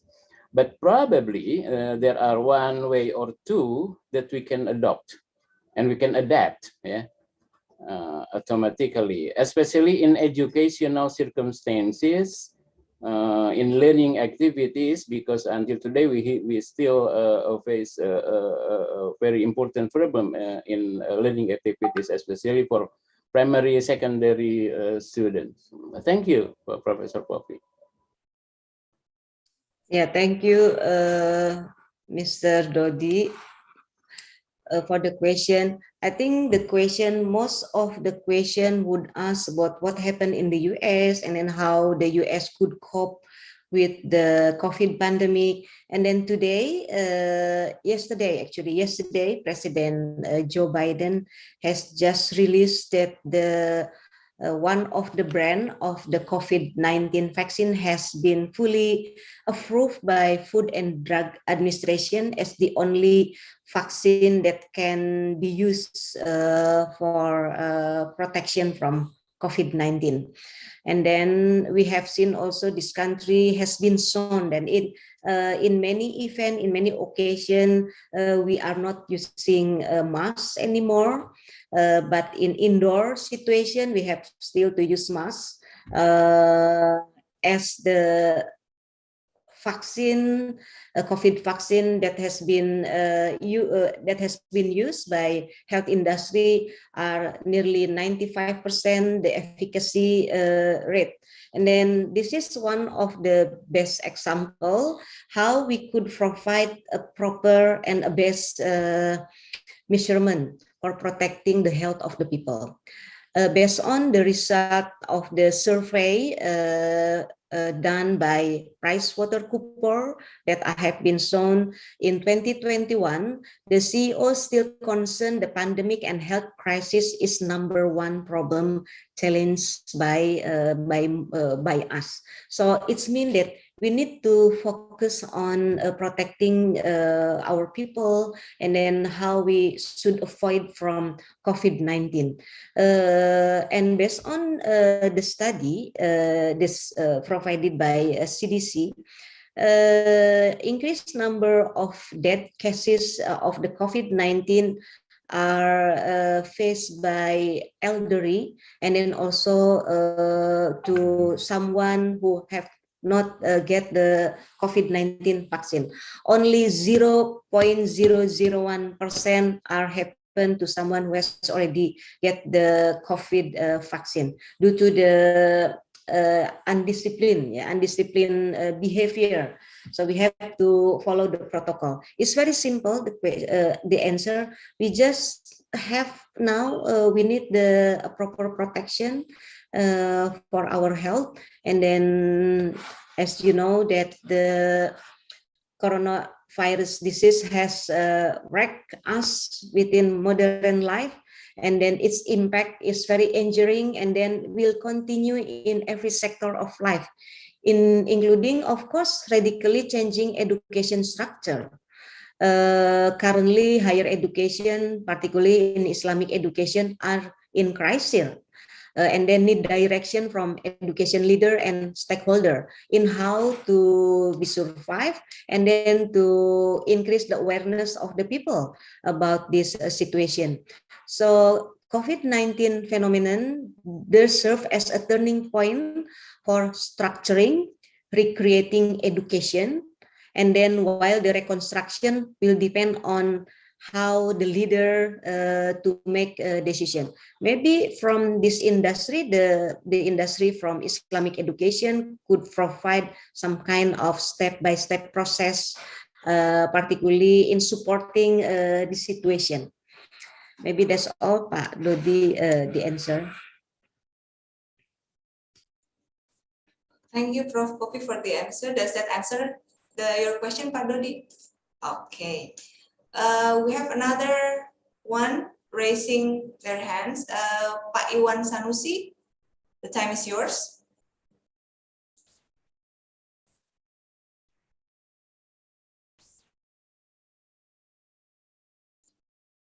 Please unmute. Okay, thank you. Thanks for opportunity. Perhaps it can give to us about information in America regarding the learning attitude assessment system for students. Because considering that learning success is the not only an aspect knowledge and skill, but to aspect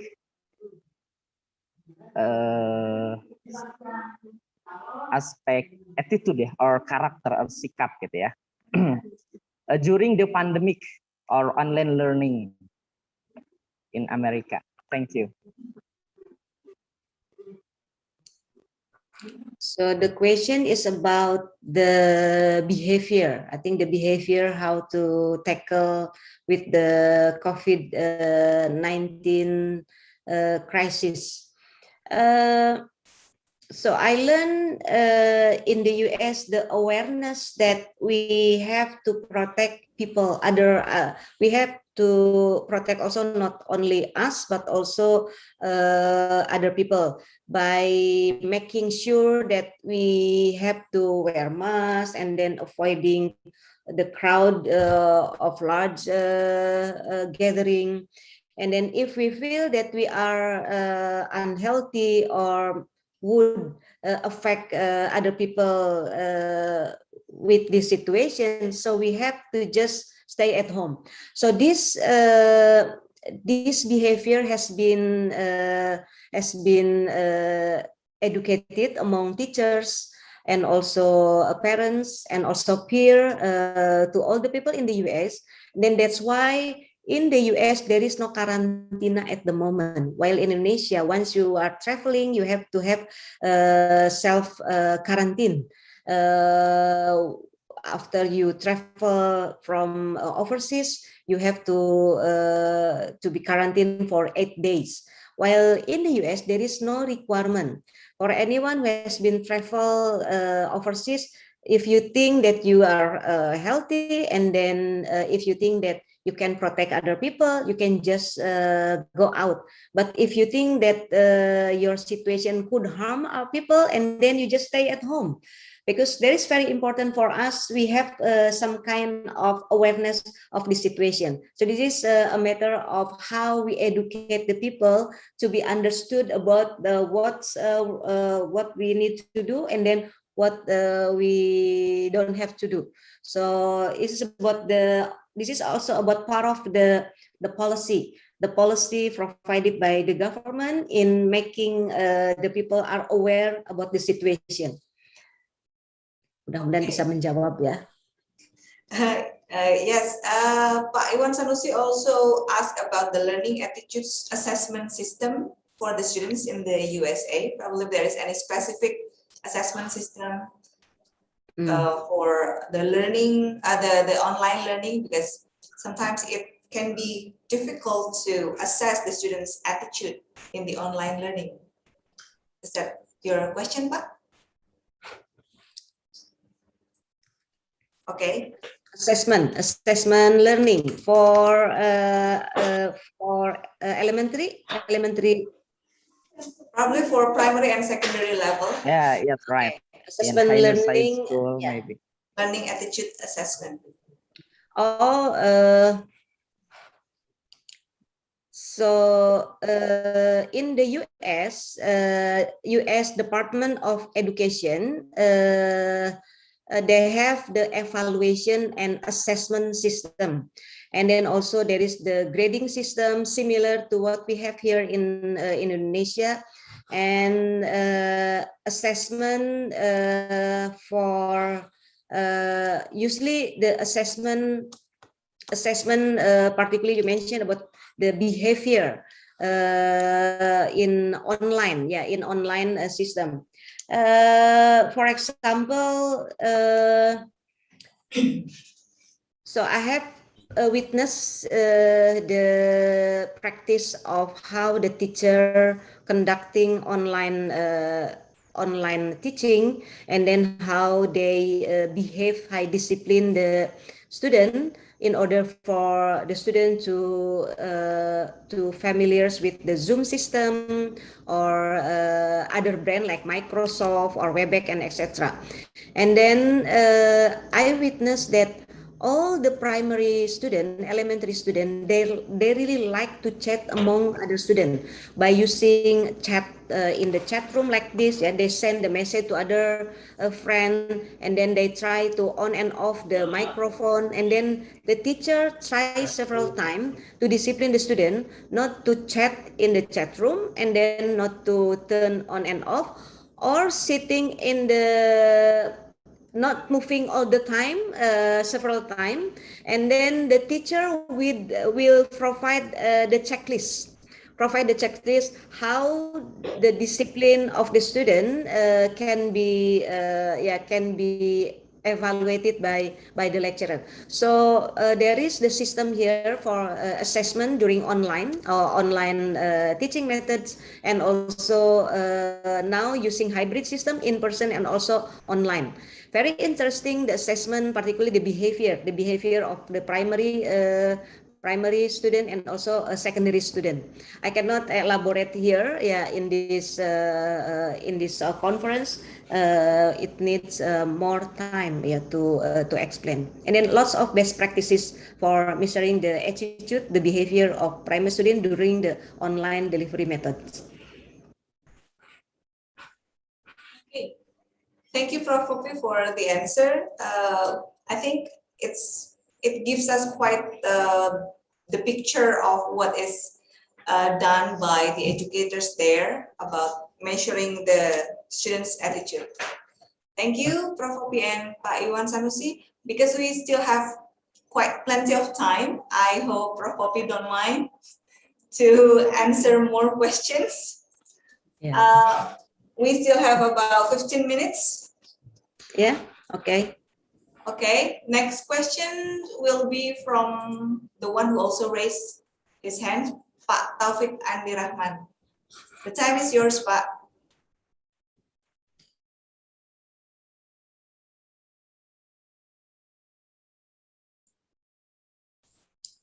Okay, thank you for the opportunity.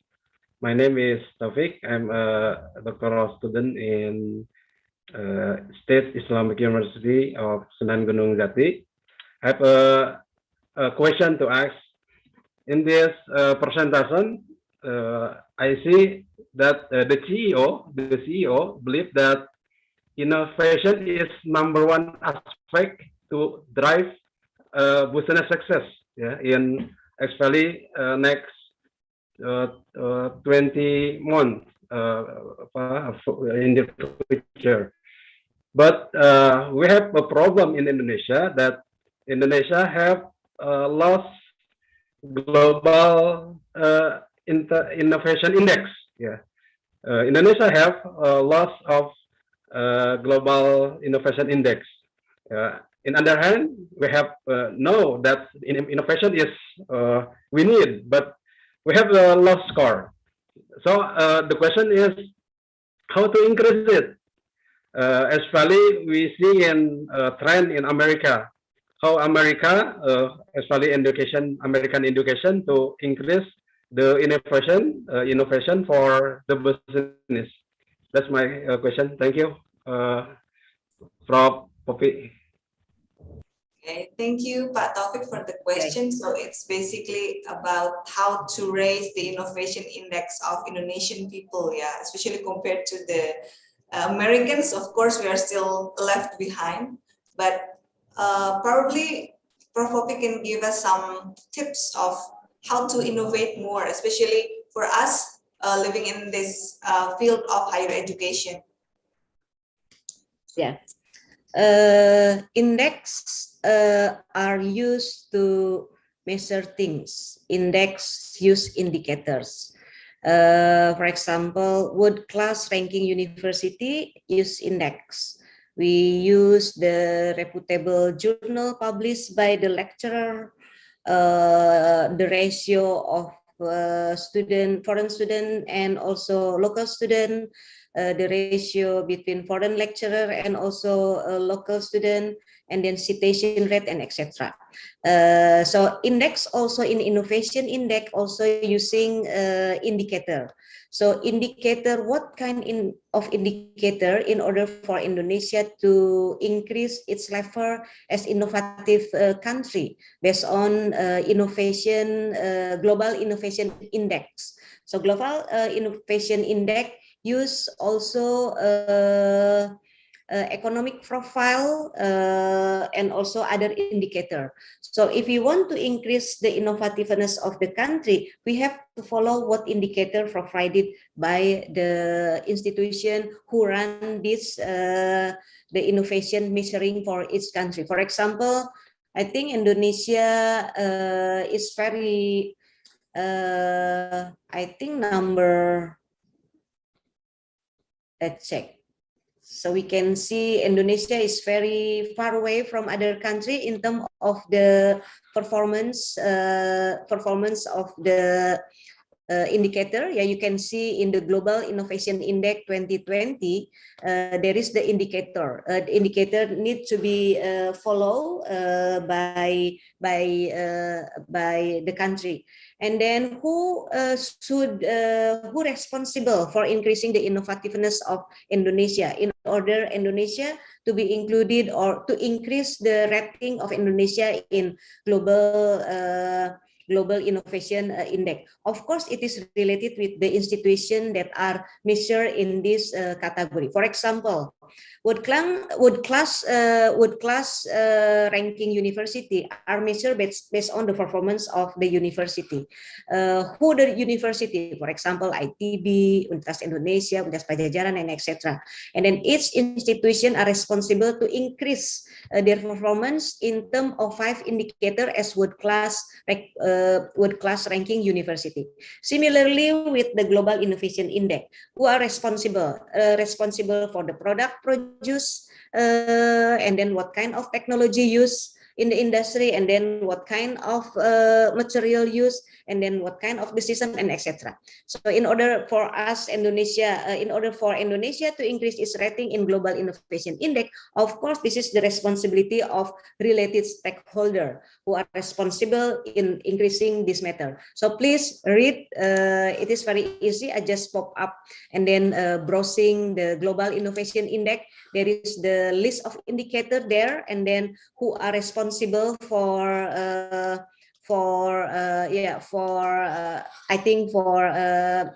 revising the ranking of Indonesia in Global Innovation Index. I hope my answer could provide satisfied answer. I just download the Global Innovation Index 2020, and then it says that this is list of indicator that relate with what the question you deliver. Okay, Pak. Thank you, Prof. Poppy, for the answers. We have several more questions coming up in the chat box. First is from Pak Ruli Agung. His question is, what are the strategies deployed by universities in the US to boost their research and publication performance during this pandemic? Yeah. So I just shared the Global Innovation Index in the chat room. During COVID-19 pandemic, the trend of the publication decreased slightly compared to before pandemic. Why? During pandemic, students cannot go to lab, and then the lab also are closed, and of course it caused some of the publication cannot be published, and then for STEM industry in science, life science, such as in chemistry, biology, and medicine, pharmacy, some of the material should be repeated because there is the duration of the time duration, and also the resiliency of the material. In the US, research is very important. We rely on research in many aspects. For example, Pfizer, and then are collaborated with one of the German firm, and then now we see this is one of the brands that are really needed by most country, and then are approved as the only one vaccine now. Of course, everyone want to get this vaccine, but with 7 billion people in the world, with the we don't have enough vaccine for everyone, and then that's why several brands now are used by many countries, and then each company are compete to each other in providing best for their product. We know the efficacy rate of this vaccine that's rely on research, and then also the generation of the technology use, and etc. So in the US, research is very important, and then the government provide a huge amount of funding, and then there are some institutions such as National Science Foundation, National Health Institute, and many institute and agency are part of the government institute that are providing research roadmap and then what are the output of the research that will be produced from the research, and then we can track what kind of research now currently are doing by many scientists through their website, such as in Ministry of Education and Culture, Research and Technology. Maybe we know about hibah research, and then we can track what are the result of the research. Most important is the outcome of the research should be used by the public. How to commercialize the result of the research is very important. We also question the result of the research from humanity studies. And then do you think that the result of the research can be used for benefit of the humanity in the world? That is a kind of a very tough question to be answered. So research is one of the large agenda that are very good in this country, and then has been supported many years. And then that's why we can see that many US brand product, not only in health industry, but also in other industry, become very good product and then compete with other foreign brand product. They rely on research in order for them to provide a better product sold in the market.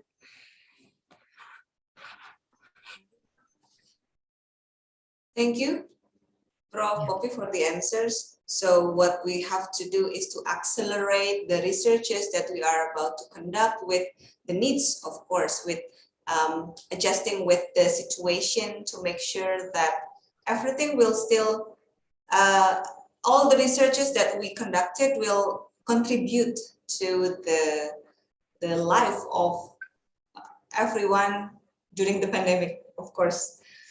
Well, it's 5 minutes. Maybe, excuse me, I would like to answer one question from Atik Mardiati. Yes. So in my last slide, I show about are we providing a better job opportunity for our graduate, or are we providing opportunity for them to become job creator? So for Ibu Atik Mardiati, if the company or if the industry cannot provide job opportunity, this is the chance for the industry to provide the opportunity. They become job creator. They become the entrepreneur in this industry. Like what? Maybe many people need how to read Quran properly. Many people need to understand the meaning of hadith, and then many people need to understand about how to tackle with this situation. That's why I mentioned in few slides mentioned that creativity is very important, provided by educators, lecturer, deans, rector, head of study program, about the innovativeness and also the creativity in providing the way in delivering the curriculum. In Indonesia, Ministry of Education and Culture also providing the chance for applying Merdeka Belajar. Merdeka Belajar means that the freedom to study by collaborating with the industry. And then the industry not only with Departemen Agama or Ministry of Religion, but also with cross-industry. That's why I'm showing the data just to make sure that you cannot rely on in certain industry. This is now is pandemic situation. We have to have the collaboration not only in higher education, but also in certain industry, and how our graduate can be prepared and then can be prepared and then can also be shown the situation, latest situation in several industry. I hope my question would answer to Mbak Atik Mardiati question. Thank you, Prof. Poppy, for the answer. Yes, I certainly agree about collaborating collaborating. We in the higher education needs to collaborate with other institutions, with practitioners in the other fields, because we cannot deny that our graduates are going to get into different fields one day, and we have to prepare them for that. Well, ladies and gentlemen, I think this is the end of our session. Once again, I would like to say thank you very much to Professor Poppy Rufaida for the very comprehensive and enriching materials. Now we can see the education, the impact of education, not in the micro scale, but in the macro scale, about what the education needs to do, what we have to prepare our graduates to have, so they will be ready to work, they will be ready to be professionals, not only in this country, but probably in the US or other countries. Thank you very much, Prof. Poppy. Would you like to have a closing remarks for our session, or is it enough? Yeah, thank you for this session. I hope that everyone could take the insight from sharing session, and lots of opportunity for us to collaborate and also increase the collaboration among lecturer and also institution, in order for us to be alert with the pandemic COVID situation, and then how we could survive in this pandemic. So good luck with the conference. I hope the conference would contribute to the policy making, and also to other development, particularly in Islamic education. Thank you, and then goodbye and wassalamualaikum warahmatullahi wabarakatuh. Waalaikumsalam warahmatullahi wabarakatuh. Good night, Prof. Poppy. I know it's very late. It's 11 o'clock in Washington. Good night, and stay safe everywhere you are. Thank you. And ladies and gentlemen, this is the end of our first plenary session. I would like to give the session and the screen back to the Master of Ceremonies. Thank you. Wassalamualaikum warahmatullahi wabarakatuh.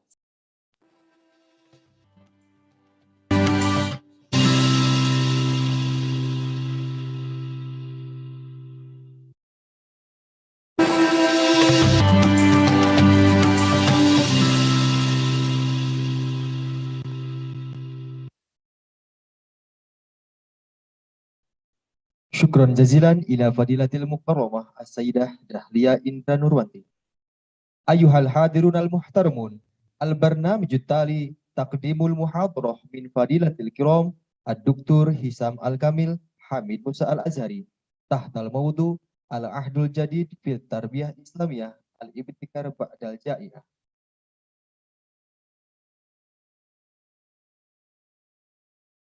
Asirah adatiyah minhu. Ismul Kamil Ad-Duktur Hisam Al-Kamil Hamid Musa Asy-Syafi'i Al-Azhari. Makanul milad Subura min Tarikhul milad Ar-Rabi min Abril sanat alfin Is'umiatin Isnani Wasab'in. Al-Mu'ahilul Ilmi Bakalurius fi Kuliat Syariah wal Qanun sanat alfin Is'umiatin Khomsah wa Tis'un Jami'ah Al-Azhar Asy-Syarif. Magister fil Fiqhil Islami sanat alfin wasamaniyah Jami'ah John Hefford. Doktorah fil Fiqhil Islami sanat alfin isna asar fi Jami'ah John Hefford. Al-Kutub allati alafathu minha Al-Kitab Al-Mukhtasar fi Sirah Saidul Basar, Al-Kitab Al-Ilahiyah fil Adabil Islami, Al-Kitab Khulasah, Al-Kitab Al-Anwar Al-Muhammadiyah, Al-Kitab Al-Isyraqat, Al-Kitab Al-Imta bi Syarhil Matan Abi Suja wa ghairu dzalik. Ala Duktur Hisam Al-Kamil al-waqtu yahu mufaddala.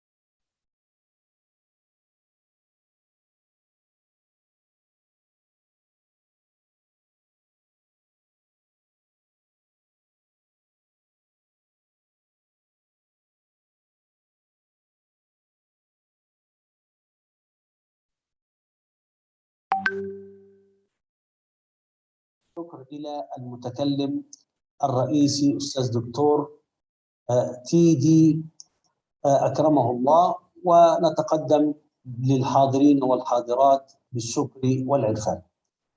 أولا، زمن كورونا هو ما يطلق عليه الوباء، وكان في زمن الرسول صلى الله عليه وسلم أو العرب إذا كان هناك مرض منتشر معدي يسمى بالطاعون، فمرض كورونا هذا يسمى بالطاعون. وعندما جاء الطاعون إلى بلاد الشام خرج مولانا عمرو بن العاص بالجنود وحافظ عليهم في طاعون عمواس، وقع سنة 18 هجرية، أي في العام 18 للهجرة. ونحن في هذه السنوات تعرضنا لطاعون كورونا أو وباء كورونا، إلا أن دين الله غالب والتربية والأخلاق مستمرة في كل وقت وحين. قال صلى الله عليه وسلم: الخير في وفي أمتي إلى يوم الدين.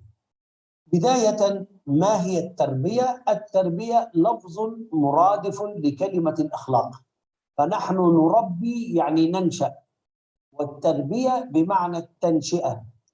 التربية الحسنة أي التي يتصف صاحبها بالخلق الحسن، والأخلاق هي مجموعة التصرفات الصادرة من الإنسان، فإن كانت أفعال حسنة قلنا أخلاق حميدة، وإن كانت أفعال سيئة قلنا أخلاق سيئة. قال صلى الله عليه وسلم مرغبا في ذلك: أقربكم مني منزلة يوم القيامة أحسنكم أخلاقا. ثم جاء الفلاسفة من المسلمين وسألوا سؤالا: هل الأخلاق تتغير أو الأخلاق لا تتغير؟ محل خلاف بين علماء المسلمين. الرأي الأول قال أن الأخلاق لا تتغير، فالله خلقه مؤدب هو مؤدب، الله خلقه بأخلاق حسنة هو بأخلاق حسنة، فكما خلقه الله كما هو. هذا هو الرأي الأول، وهذا رأي مرجوح وليس راجح، وليس براجح. القول الثاني وهو الصحيح والراجح أن الأخلاق تتغير بدليل إرسال الله الرسل. لقد أرسل الله سبحانه وتعالى 315 رسولا نبيا، وأرسل 124,000 نبي. هؤلاء الأنبياء والكوكبة الكثيرة من الرسل جاءوا ليغيروا من أخلاق الناس. قال تعالى: لقد كان لكم في رسول الله أسوة حسنة. هذه الأسوة الحسنة هي النموذج والقدوة. بقي أن نعرف أن الأخلاق في الإسلام لها 3 عناصر. العنصر الأول التوبة، والعنصر الثاني الصدق، والعنصر الثالث الإخلاص. وهذا ظاهر في كتب مولانا الإمام النووي، خاصة في كتابه العظيم بستان العارفين. في كتاب بستان يعني حديقة العارفين، أي العارفين بالله الأولياء، وهو كتاب مختصر عظيم جدا جدا يعم نفعه في كل الأنحاء، وهو سهل العبارة. تحدث فيها مولانا أن الأخلاق أو الطريق إلى الله أو كيف نربي أبناءنا الصغار حتى يشبوا وينشأوا كبارا صالحين، قال في 3 عناصر أو 3 أركان أو 3 صفات يتخلق بها المسلم حتى ينجو من هذه الدنيا وما فيها من فتن، وحتى يصدق عليه أن يكون عبدا رباني. قال مولانا الإمام الشافعي رضي الله عنه وأرضاه وجعل الجنة مثواه: المولود في غزة سنة 150 والمنتقل في مصر سنة 204 قال: إنا لله عبادا فطنا أزكياء، يعني إن لله عبادا فطنا طلقوا الدنيا وخافوا الفتن، علموا أنها ليست لحي سكنا، فاتخذوا فيها صالح الأعمال سفنا. فالفطن هو الذي يأخذ العمل الصالح حتى ينجو من هذه الدنيا. نعود إلى مولانا الإمام النووي ونعرف كيف تكون التربية.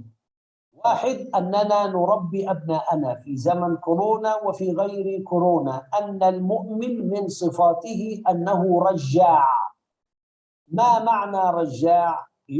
يخطئ لأننا لسنا معصومين، المعصوم واحد فقط هو صلى الله عليه وسلم، وما دون الرسول صلى الله عليه وسلم فليس معصوما. حتى الصحابة ليسوا بمعصومين، وإنما الصحابة محفوظون، الصحابة محفوظون، لكن نحن لسنا من أهل العصمة، فالعصمة لله وحده، أما في الخلق فهي لرسول الله فقط. ومعنى العصمة أنه معصوم أي محمي من فعل الحرام ومن فعل المكروه. شاء الله أن المسلم رجاع. ما معنى رجاع؟ إذا ارتكب ذنبا صغيرة أو كبيرة فإنه يتوب إلى الله، والتوبة هي الرجوع.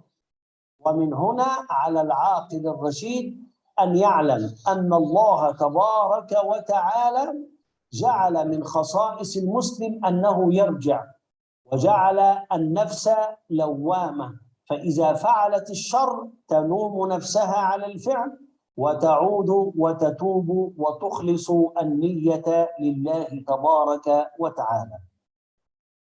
التوبة لا بد من ندم، فالإنسان إذا ارتكب ذنب في كورونا أو بعد كورونا أو قبل كورونا لا بد أن يندم، فإن لم يندم فلن يتوب، لأن التوبة ما هي إلا ندم على فعل محرم فعلناه.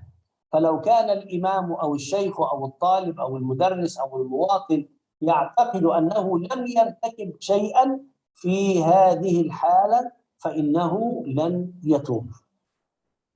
التوبة في كل وقت وحين. كان صلى الله عليه وسلم يستغفر الله في المجلس أكثر من 70 مرة، وفي رواية يستغفر 100 مرة. فسئل: يا رسول الله صلى الله عليه وسلم إنك لا ترتكب الذنوب فكيف تستغفر؟ قال: أفلا أكون عبدا شكورا. فأستغفر الله يعني معناها الشكر لله والحمد لله. العنصر الثاني الذي يتربى عليه المرء ويتربى عليه المسلم وهو الصدق. والصدق هو مطابقة الكلام للواقع وعكسه الكذب. وقد أخبر صلى الله عليه وسلم في حديث عظيم: إن الصدق يهدي أن يرشد، إن الصدق يهدي إلى البر، وإن البر يهدي إلى الخير، ولا زال العبد يصدق حتى يكتب عند الله صديقا. باقي الحديث: وإن الكذب يهدي إلى الفجور، وإن الفجور يهدي إلى النار، ولا زال العبد يكذب حتى يكتب عند الله كذابا. ومن هنا إذا تربى الإنسان على الصدق وعلم أن المؤمن جبان، أن المؤمن بخيل، ولكن المؤمن كذاب، هذا مستحيل، وعلم عواقب الكذب وعرف أن الصدق يقربه إلى الله تعالى، وأن أعلى درجة في الجنة هي درجة النبوة، يلي درجة النبوة درجة الصديقية، تحت درجة الصديقية الشهداء، فالصادقون أفضل من الشهداء. العنصر الثالث والأخير كما نص الإمام النووي وهو الإخلاص. فإذا تربى الإنسان على الإخلاص وهو معناه أنه يرى الله في العمل، أكرر، معناه أنه يرى الله في العمل. فإذا الإنسان لم يرى الله في العمل ورأى الناس فهذا رياء. وإذا رأى الإنسان الناس فالقاعدة كما قال مولانا ابن عطاء: ما أفلح ملتفت. أكرر، قال مولانا ابن عطاء الله السكندري: ما أفلح ملتفت. فإذا جاء إنسان ونظر إلى الناس ولم ينظر إلى الله فلن يصل إلى شيء أبدا. بقي بعض أمور في التربية، وهي أن الإنسان يتخلق بالأخلاق الحميدة. كيف يغير الإنسان نفسه من الأخلاق السيئة إلى الأخلاق الحسنة؟ قال العلماء بشيئين. الشيء الأول بتغيير الهوايات. في إنسان له هوايات: الكذب، اللعب فيما لا يفيد، تضييع الوقت، النوم الكثير. فلو يغير ذلك بالقراءة، بالتعاون، بمعرفة الناس، بالكتابة، بالتأليف. الشيء الثاني بتغيير الأصحاب. المرء يعني الإنسان، المرء على دين خليله، فلينظر أحدكم من يخالل. فإذا أردت أن تكون موصوفا بالأخلاق الحسنة رجاء أن تتعرف على أناس يتخلقون بالأوصاف الحسنة.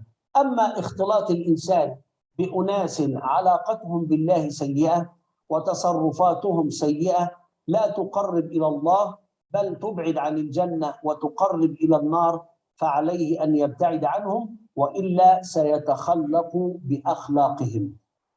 الأخلاق ما دام الإنسان يعيش فإنه في صراع بينه وبين الشيطان وبين الحق. فهناك من يأمره بالحق من الملائكة، وهناك من يأمره بالشر من الشياطين، والعاقل الرشيد هو الذي يستجيب. ولا يظنن ظان أو عاقل أنه انتهى به الأمر ووصل إلى ما وصل، لكن الحقيقة أن الإنسان ما دام حيا فإنه في مجال التربية، وإنه في مجال العلم، وإنه في مجال بناء نفسه. ولن يهدأ الإنسان إلا إذا دخل قبره، ومن مات فقد قامت قيامته.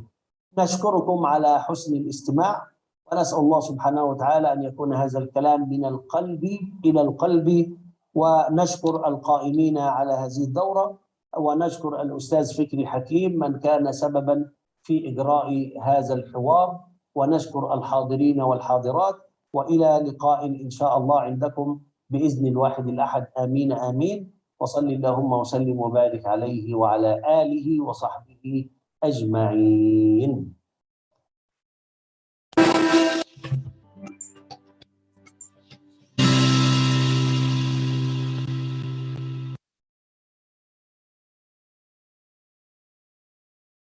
Thank you for Dr. Hisham Al-Kamil for the speech.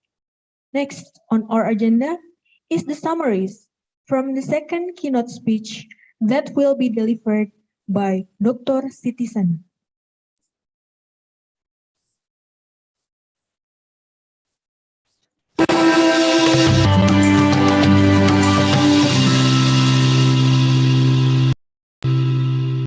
Bismillahirrahmanirrahim. Assalamualaikum warahmatullahi wabarakatuh. Syukran jazilan bir'isayil jalasah ala itahatul fursah li. Ayuhal hudur al-kiram, ismahu li an uakid lakum an-nuqat al-muhimmah ar-ra'i'ah wal-mumtazah min madatil muhadarah Dr. Hisham Al-Kamil Hamid Musa Al-Azhari. Para hadirin, dengan tidak mengurangi rasa hormat, izinkan saya untuk menyampaikan poin-poin penting yang disampaikan oleh Syekh Dr. Hisham Al-Kamil Hamid Musa Al-Azhari. Pertama-tama beliau mengucapkan salam penghormatan dan ucapan terima kasih yang mendalam kepada yang terhormat Bapak Rektor UIN Sunan Gunung Jati, Profesor Dr. Haji Mahmud MSI, kemudian kepada Ibu Dekan Fakultas Tarbiyah dan Keguruan, Profesor Dr. Hajah Aan Hasanah, kemudian kepada Ketua Islamic, Panitia Ketua Islamic, Bapak Dr. Haji Dindin Jamaluddin, dan beliau juga tidak lupa menyapa salam hangat kepada para narasumber dan seluruh hadirin yang hadir pada kesempatan hari ini. Tema kuliah beliau adalah tentang akhlak di masa pandemi. Beliau mengawali pembahasan dengan kata at-tarbiyah yang diartikan dengan pendidikan. Pendidikan adalah kata lain dari akhlak.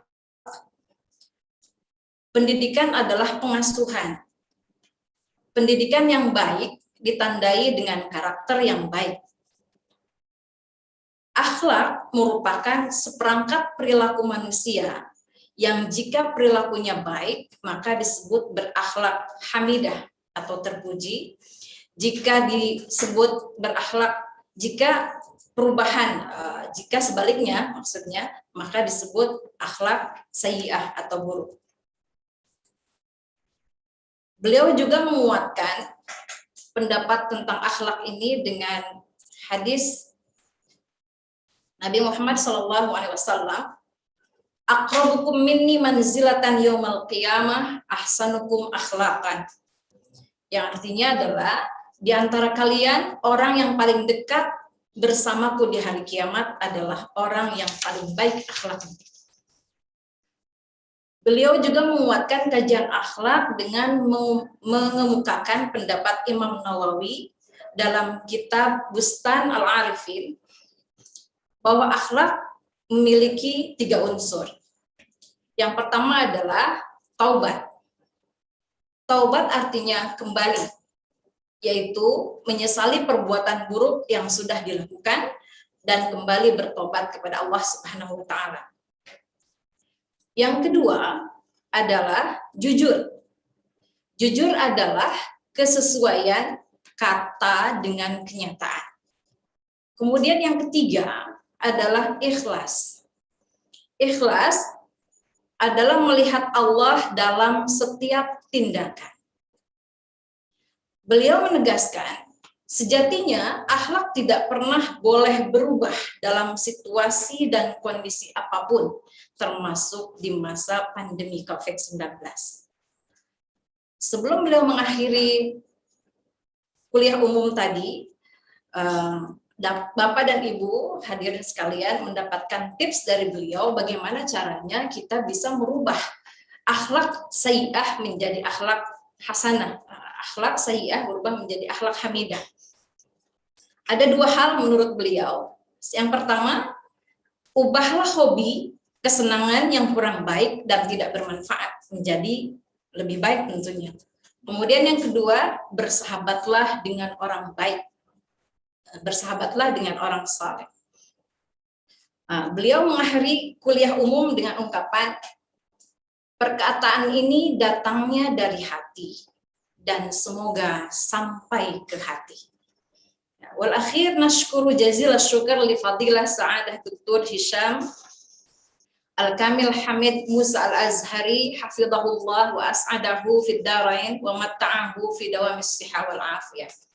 Itu saja yang dapat saya sampaikan. Terima kasih banyak. Syukran lakum. Wallahul muwaffiq ila aqwamit thariq. Wassalamualaikum warahmatullahi wabarakatuh.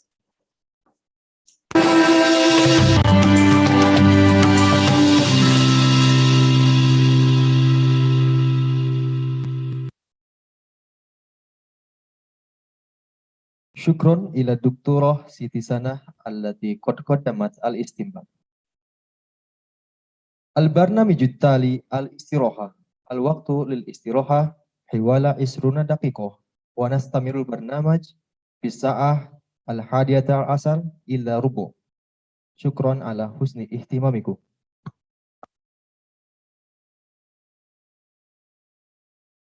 This short break session. We will be having around 20 minutes of break. While enjoying the short break, please watch the posters prepared by the Committee of Iconic 2021. You can also check out the updates of this event on our Instagram at iconic_2021. We will continue our agenda at 10 past 45. Now, please enjoy your short break.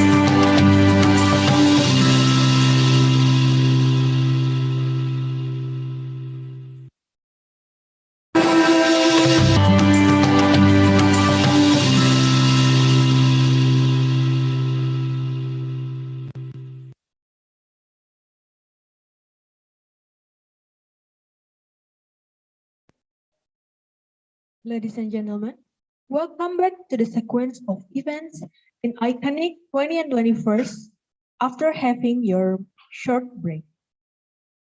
Our next agenda is the second keynote speech that will be delivered by Vice Rector of UIN Sunan Gunung Jati Bandung, Professor Dr. Teddy Priyatna, with the topic Islamic Education in the Post-Pandemic Era. Before Professor Dr. Teddy Priyatna take over the screen, I would like to read a short biography of him. Professor Dr. Haji Teddy Priyatna, MAG, is a professor of Islamic education and the Vice Rector of Financial, Planning, and Development of UIN Sunan Gunung Jati Bandung for 2020 to 2023. He has attended character building on education training in Singapore, Turkey, Egypt, Auckland, and primary education field trip to Perth, Western Australia. Teddy Priyatna is active as a speaker at national and international conferences. Some of them are the International Conference on Islamic Education 2000, the first Southeast Asia Research Conference on Sustainable Development, and the second International Conference on Sociology Education. So far, he has published 34 books. One of the many cited books is titled Cakrawala Pemikiran Pendidikan Islam. In addition, he also likes to do research, and his research results are published in the form of articles in national and international journals. To Professor Dr. Teddy Priyatna, the screen is yours. Okay, thank you very much.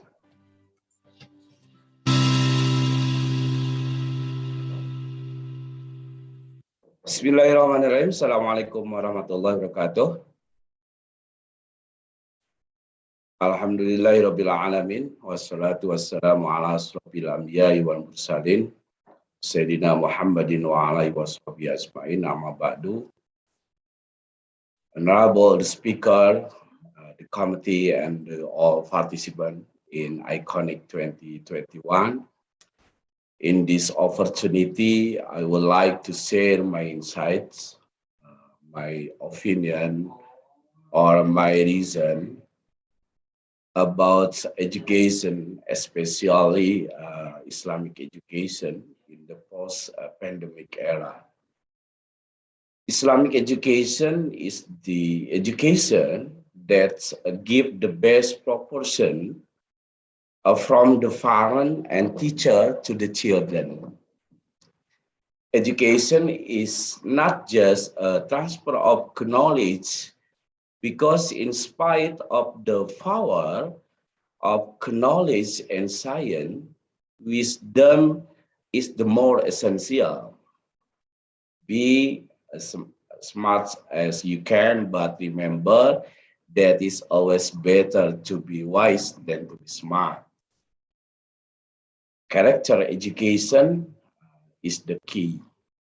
But how to do it during the pandemic era?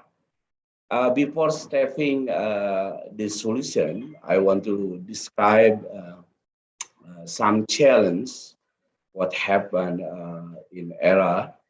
First, teacher technological competencies. The sudden switch of learning mode to online demand teacher to have technological competencies. Second, limited facilities. Many teachers and students in remote area have difficulties with internet access and availability of learning tool and medium like laptop, gadget, or etc. That's material of Islamic education. Some material need face-to-face training to make sure it is effectiveness. And meaningfulness, such as the practice of prayer and funeral arrangement. For challenge for character education, the low supervision to the student make it difficult to maintain their good behavior. Moral decadence is become a bigger threat. I think it's very important. Fifth, flexibility of ERT versus burnout. The flexibility of online learning make it hard to set boundaries in terms of time and space. Some students and teachers find it hard to carry out other activity than learning, making them overwhelmed and burnout. Ladies and gentlemen, a more challenged Islamic education in the post-pandemic era. First, adaptation and contextualization. Both process need to be quickly transformed because with the rapidly growing information technology, something new will become odd in no time. Zoom meeting was new in the beginning of the pandemic, but now as more alternatives are invented and improved, it's get out so fast, very so fast. That's multidisciplinary factor. In the borderless world, the challenge in education cannot be faced by considering one, two, three factor only. However, it is not always easy to do the case analysis and find the most suitable solution. The solution, Islamic education institution managers need to transform the face and content of the curriculum to go with the current development as well as to be the defense of the moral decadence in the post-pandemic era. There are three keywords for this solution. One, first, a change. A second, adapt, and third, reinforce. Change.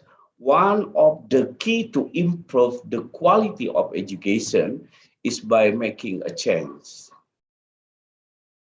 Millennials are digital native who interacted more dynamically and have borderless interconnectedness. Therefore, teacher and educator must have competencies in information technology. I think it is very important. Teacher and educator must have competencies in information technology. Reinforcement of character building, character education in the trend of moral decadence is essential to save the generation. So, by this solution, how come Islamic education transformation? There are a six way, I think, in Islamic education. How come Islamic education transformation? First, revision of educational policy and objective. To be future need oriented, not fast oriented. Second, curriculum review and reconstruction. Third, quality improvement of the management of madrasah, management of Islamic school. Four, competence and capacity building for educator and educational staff. Fifth, digitalization of academic, administrative, and educational services. And six, improvement of the society in the improvement of madrasah, Islamic school, I think is very important. Thus, how to transform Islamic education in the field of the institution. I think it's very important to ask this question. In this action, first, for Islamic education at home, I think the articulation of each family about Islamic education will affect the variant approach in educating their children. Moral education takes a significant portion of the education at home. Moral education takes a significant portion of the education at home. The use of IT reduced an important part of education, which is the interaction, and because the COVID-19 pandemic, family must take a significant role. Family must take a significant role in maintaining the social interaction training of their children. Second, for Islamic education school, I think optimizing the conventional approach to strengthen the character education student by habituation, disciplining, and family interaction. Third, for Islamic education in higher education, self-experiment. The importance of self-experiments has decided in the campus Merdeka, Merdeka Belajar concept in Indonesia. The currently popular them was conveyed by Nadiem, the Minister of Education and Culture. Creativity and innovation. Self-experiment demand creativity in innovation. Thus, networking skill become the requirement of higher education. Project-based learning, students have freedom to plan the learning activity, carry out project collaboratively, and produce meaningful works product. Blended learning, a combination of conventional approach, method, and learning that allows students to work on project, both online and offline, individually or collaboratively. Ladies and gentlemen, a few speech that I can converge about the importance of Islamic education. I conclude my speech. The role of Islamic education in the post-pandemic era depend on the government who manage the rule, the teacher who teach the student, and the man who apply education, value any kind of the life. There are some perspective to predict Islamic education position on what term Islamic education could stand and how the family articulate and adapt the Islamic education will give more effect to the better life. Finally, I would like to thank the all participants for this extraordinary conference and extra effort to organize it.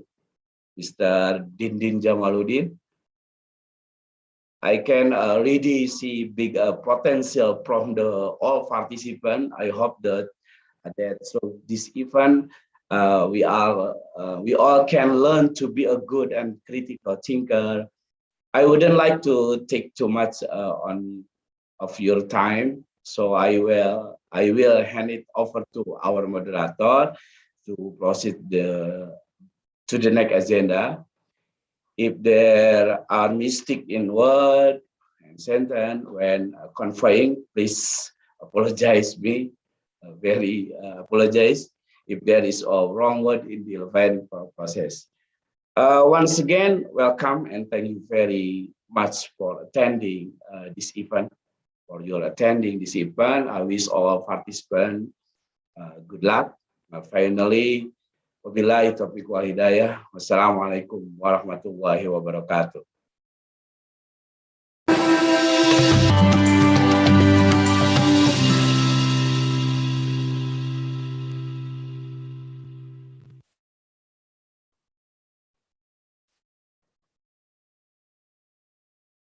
Syukron jazilan ila fadilatil Ustad Dr. Teddy Piratna alladhi qad balago alaina al-muhadarah al-jaydah wa wadiha.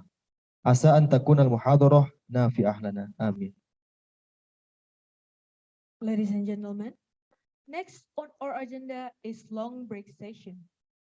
We will be having around 2 hours of break before we continue to the second plenary session at 1 p.m. later.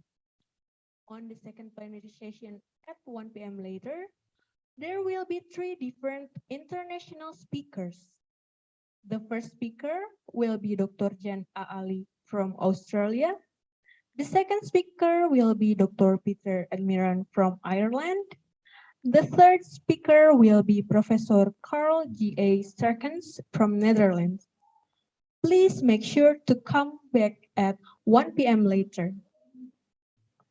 And I would like to remind you to check out the updates of this event on our Instagram at iconic_2021. And feel free to update this event to your Insta story and tag us at iconic_2021. We will continue our agenda at 1 p.m. For now, please enjoy your break. Thank you.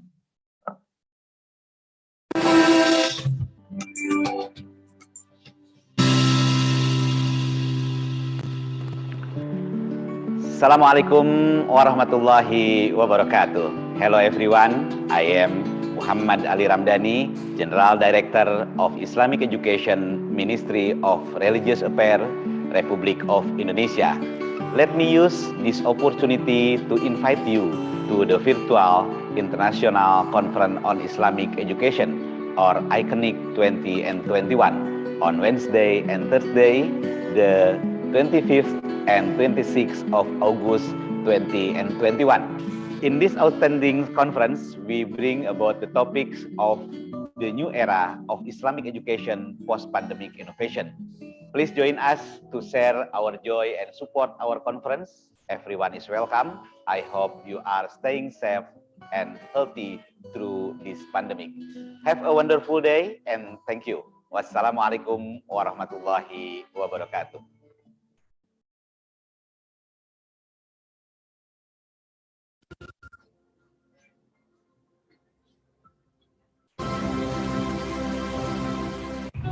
Assalamualaikum warahmatullahi wabarakatuh. My name is Ima. I'm the lecturer in the Faculty of Education and Teacher Training of UIN Sunan Gunung Jati Bandung. I'm currently studying in Western Sydney University, Australia. In this opportunity, I would like to invite you to join the virtual International Conference on Islamic Education, or ICONIC 2021. The conference will be held on 25th to 26th of August 2021, and the topic will bring about new era of Islamic education post-pandemic innovation. So this is a good opportunity for researchers, scholars, academics, and also participants to join the event to share knowledge and build connection, especially in this pandemic era. So I hope you are keeping well. Please support the event, join the conference, and I hope you have a wonderful day. Thank you very much, everyone. Wassalamualaikum warahmatullahi wabarakatuh.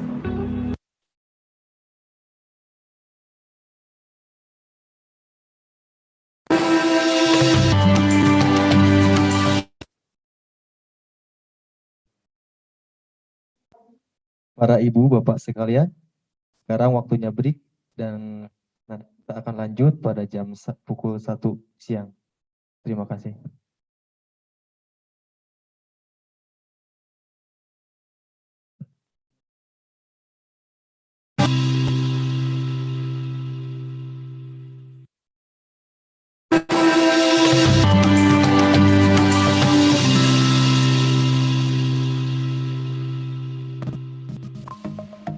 Assalamualaikum warahmatullahi wabarakatuh. Hello everyone. My name is Dr. John Ali from Western Sydney University. I'm one of the speakers at the iconic 2021 organized by the Faculty of Tarbiyah and Teacher Training of UIN Sunan Gunung Jati Bandung, Indonesia. Let me use this opportunity to invite you to the virtual International Conference on Islamic Education, or ICONIC 2021, on Wednesday and Thursday, 25th and 26th August 2021 respectively. In this outstanding conference, we discussed the topic of the new era of Islamic education, post-pandemic innovations. Please let me ask you to join and share the joy of this conference. Everyone is welcome to this conference. I hope you are staying healthy and safe throughout this pandemic. Have a wonderful day and thank you very much for listening. I hope to see you at the conference. Thank you very much. Wassalamualaikum warahmatullahi wabarakatuh.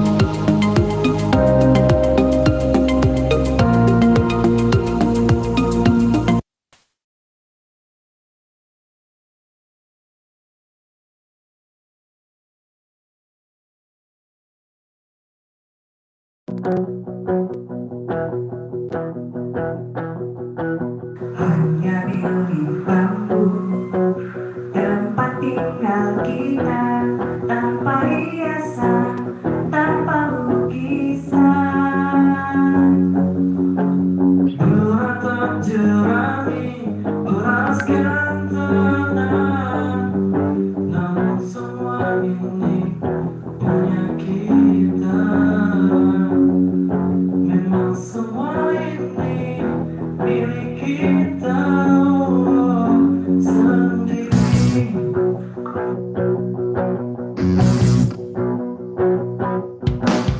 Hanya alang-alang pagar rumah kita, tanpa nyeri, tanpa melatih.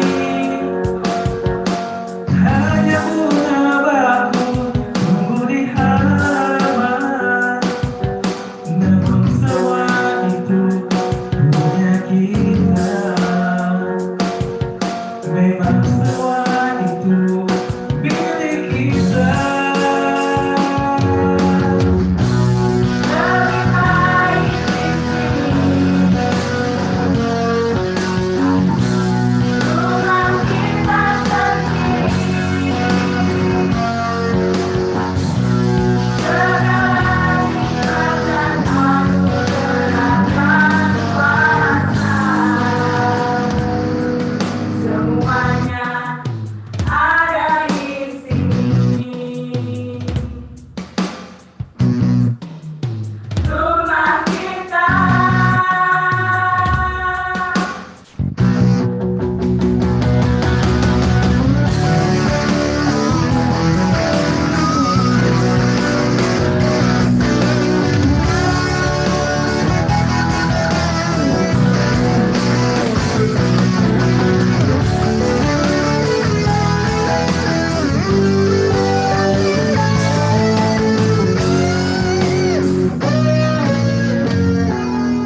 Haruskah kita beranjak ke kota yang penuh dengan tanya?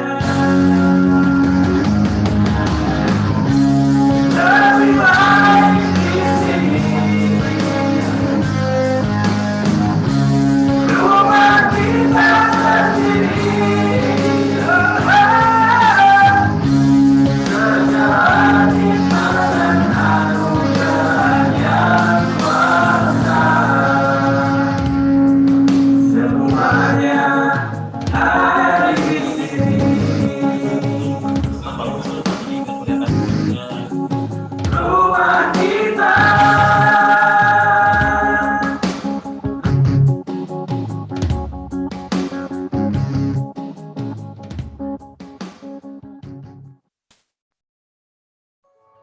Opening the horizon, Behind beautiful mountain of the Sudanese land, there stand, with a full of pride, an Islamic university where national future leaders are nurtured, promoting values of knowledge-based religious revelation, framed with noble character as the university vision. The State Islamic University Sunan Gunung Jati Bandung, UIN Sunan Gunung Jati Bandung for short, is a place where civilized, competitive, and excellent intellectuals are given wide room to grow. Located at Eastern Bandung, established since 1968, State Islamic University Sunan Gunung Jati Bandung has gained some national and international reputation. The university with Grade A institutional accreditation.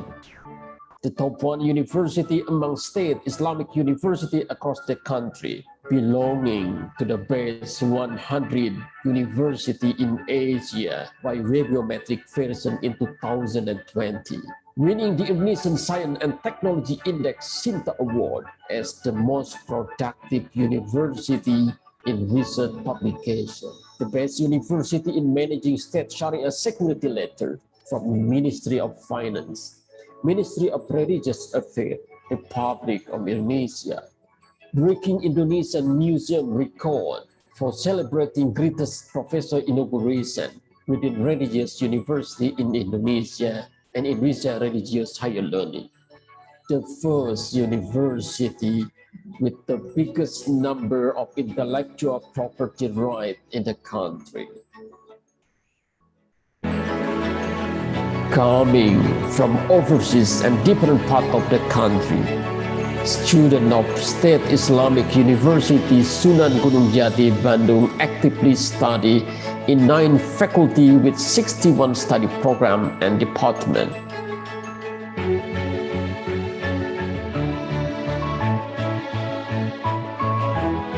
Faculty of Usuluddin Theology, Faculty of Tarbiyah and Education, Faculty of Adab and Humanity,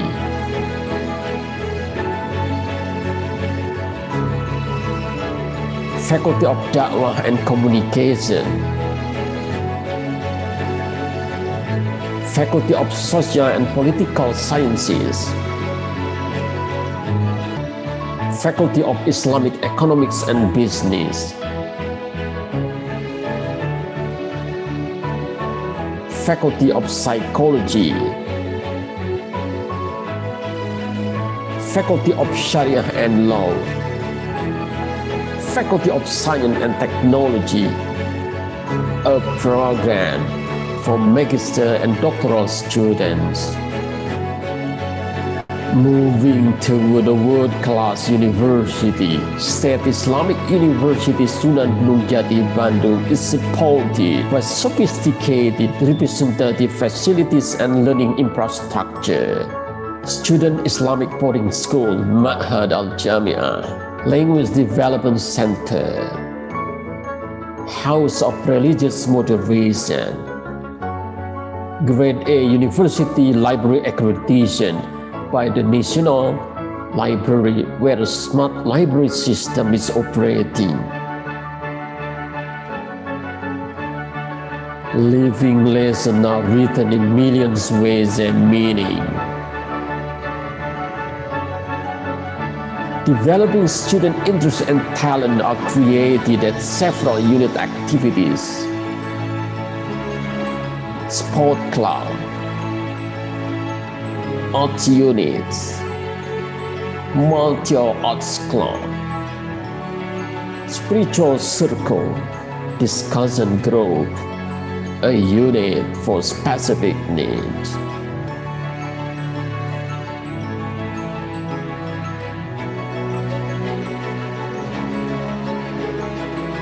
State Islamic University Sunan Gunung Jati Bandung never stop innovating, keep cooperating, and building partnership with various parties from national and global institutions in academic and non-academic field.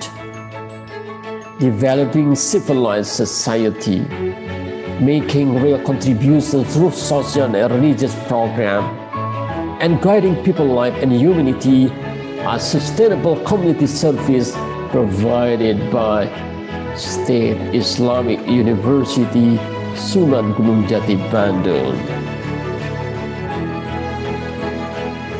Here we are, boys and girls, who we persistently contribute to the country.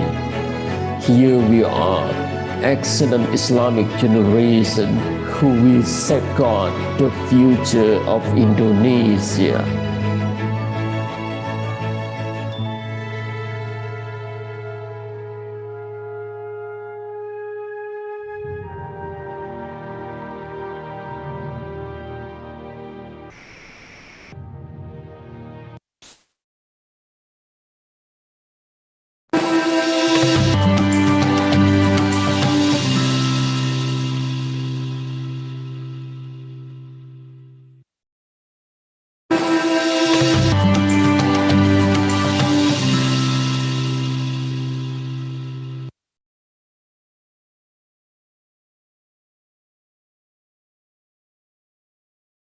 With a full of pride, an Islamic university where national future leaders are nurtured, promoting values of knowledge-based religious revelation, framed with noble characteristics, university vision, the State Islamic University Sunan Gunung Jati, Bandung, UIN Sunan Gunung Jati, Bandung for short, is a place where civilized, competitive, and excellent intellectuals are given wide room to grow. Located at Eastern Bandung, established since 1968, State Islamic University Sunan Gunung Jati, Bandung has gained some national and international reputation. The university with Grade A institutional accreditation. The top one university among state Islamic university across the country, belonging to the best 100 university in Asia by Webiometric version in 2020, winning the Indonesian Science and Technology Index Sinta Award as the most productive university in research publication, the best university in managing state Sharia security letter from Ministry of Finance, Ministry of Religious Affairs, Republic of Indonesia, breaking Indonesian museum record for celebrating greatest professor inauguration within religious university in Indonesia and Indonesia religious higher learning. The first university with the biggest number of intellectual property rights in the country. Coming from overseas and different parts of the country, students of State Islamic University Sunan Gunung Jati, Bandung actively study in 9 faculty with 61 study program and department.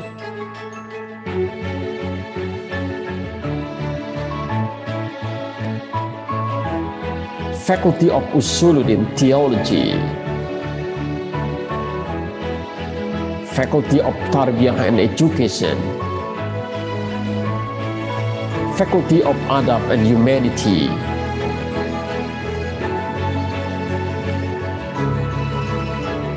Faculty of Da'wah and Communication, Faculty of Social and Political Sciences, Faculty of Islamic Economics and Business, Faculty of Psychology, Faculty of Sharia and Law, Faculty of Science and Technology, a program for magister and doctoral students. Moving to the world-class university, State Islamic University Sunan Gunung Jati, Bandung is supported by sophisticated representative facilities and learning infrastructure. Student Islamic Boarding School, Ma'had Al-Jami'ah, Language Development Center, House of Religious Moderation, Grade A University Library Accreditation by the National Library, where a smart library system is operating.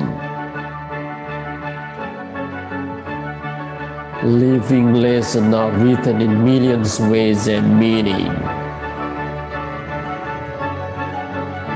Developing student interest and talent are created at several unit activities. Sport club, art units, multi-arts club, spiritual circle, discussion group, a unit for specific needs.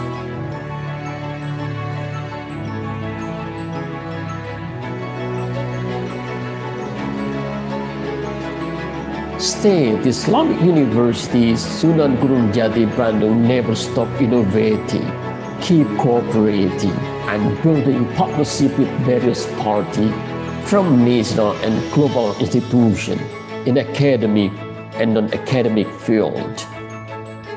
Developing civilized society, making real contributions through social and religious programs, and guiding people's life and humanity as sustainable community service provided by State Islamic University Sunan Gunung Jati Bandung. Here we are, boys and girls, who we persistently contribute to the country. Here we are, excellent Islamic generation who will safeguard the future of Indonesia.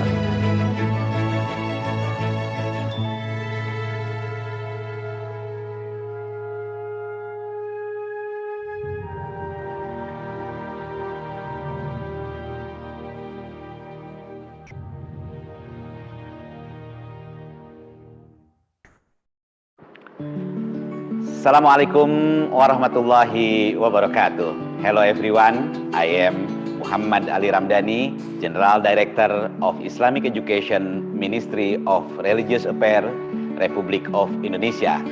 Let me use this opportunity to invite you to the virtual International Conference on Islamic Education, or Iconic 2021, on Wednesday and Thursday, the 25th and 26th of August 2021. In this outstanding conference, we bring about the topics of the new era of Islamic education post-pandemic innovation. Please join us to share our joy and support our conference. Everyone is welcome. I hope you are staying safe and healthy through this pandemic. Have a wonderful day and thank you. Wassalamualaikum warahmatullahi wabarakatuh.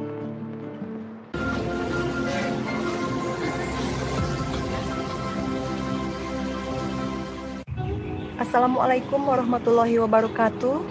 My name is Ima. I'm the lecturer in the Faculty of Education and Teacher Training of UIN Sunan Gunung Jati Bandung. I'm currently studying in Western Sydney University, Australia. In this opportunity, I would like to invite you to join the virtual International Conference on Islamic Education, or Iconic 2021. The conference will be held on 25th to 26th of August 2021, and the topic will bring about new era of Islamic education post-pandemic innovation. So this is a good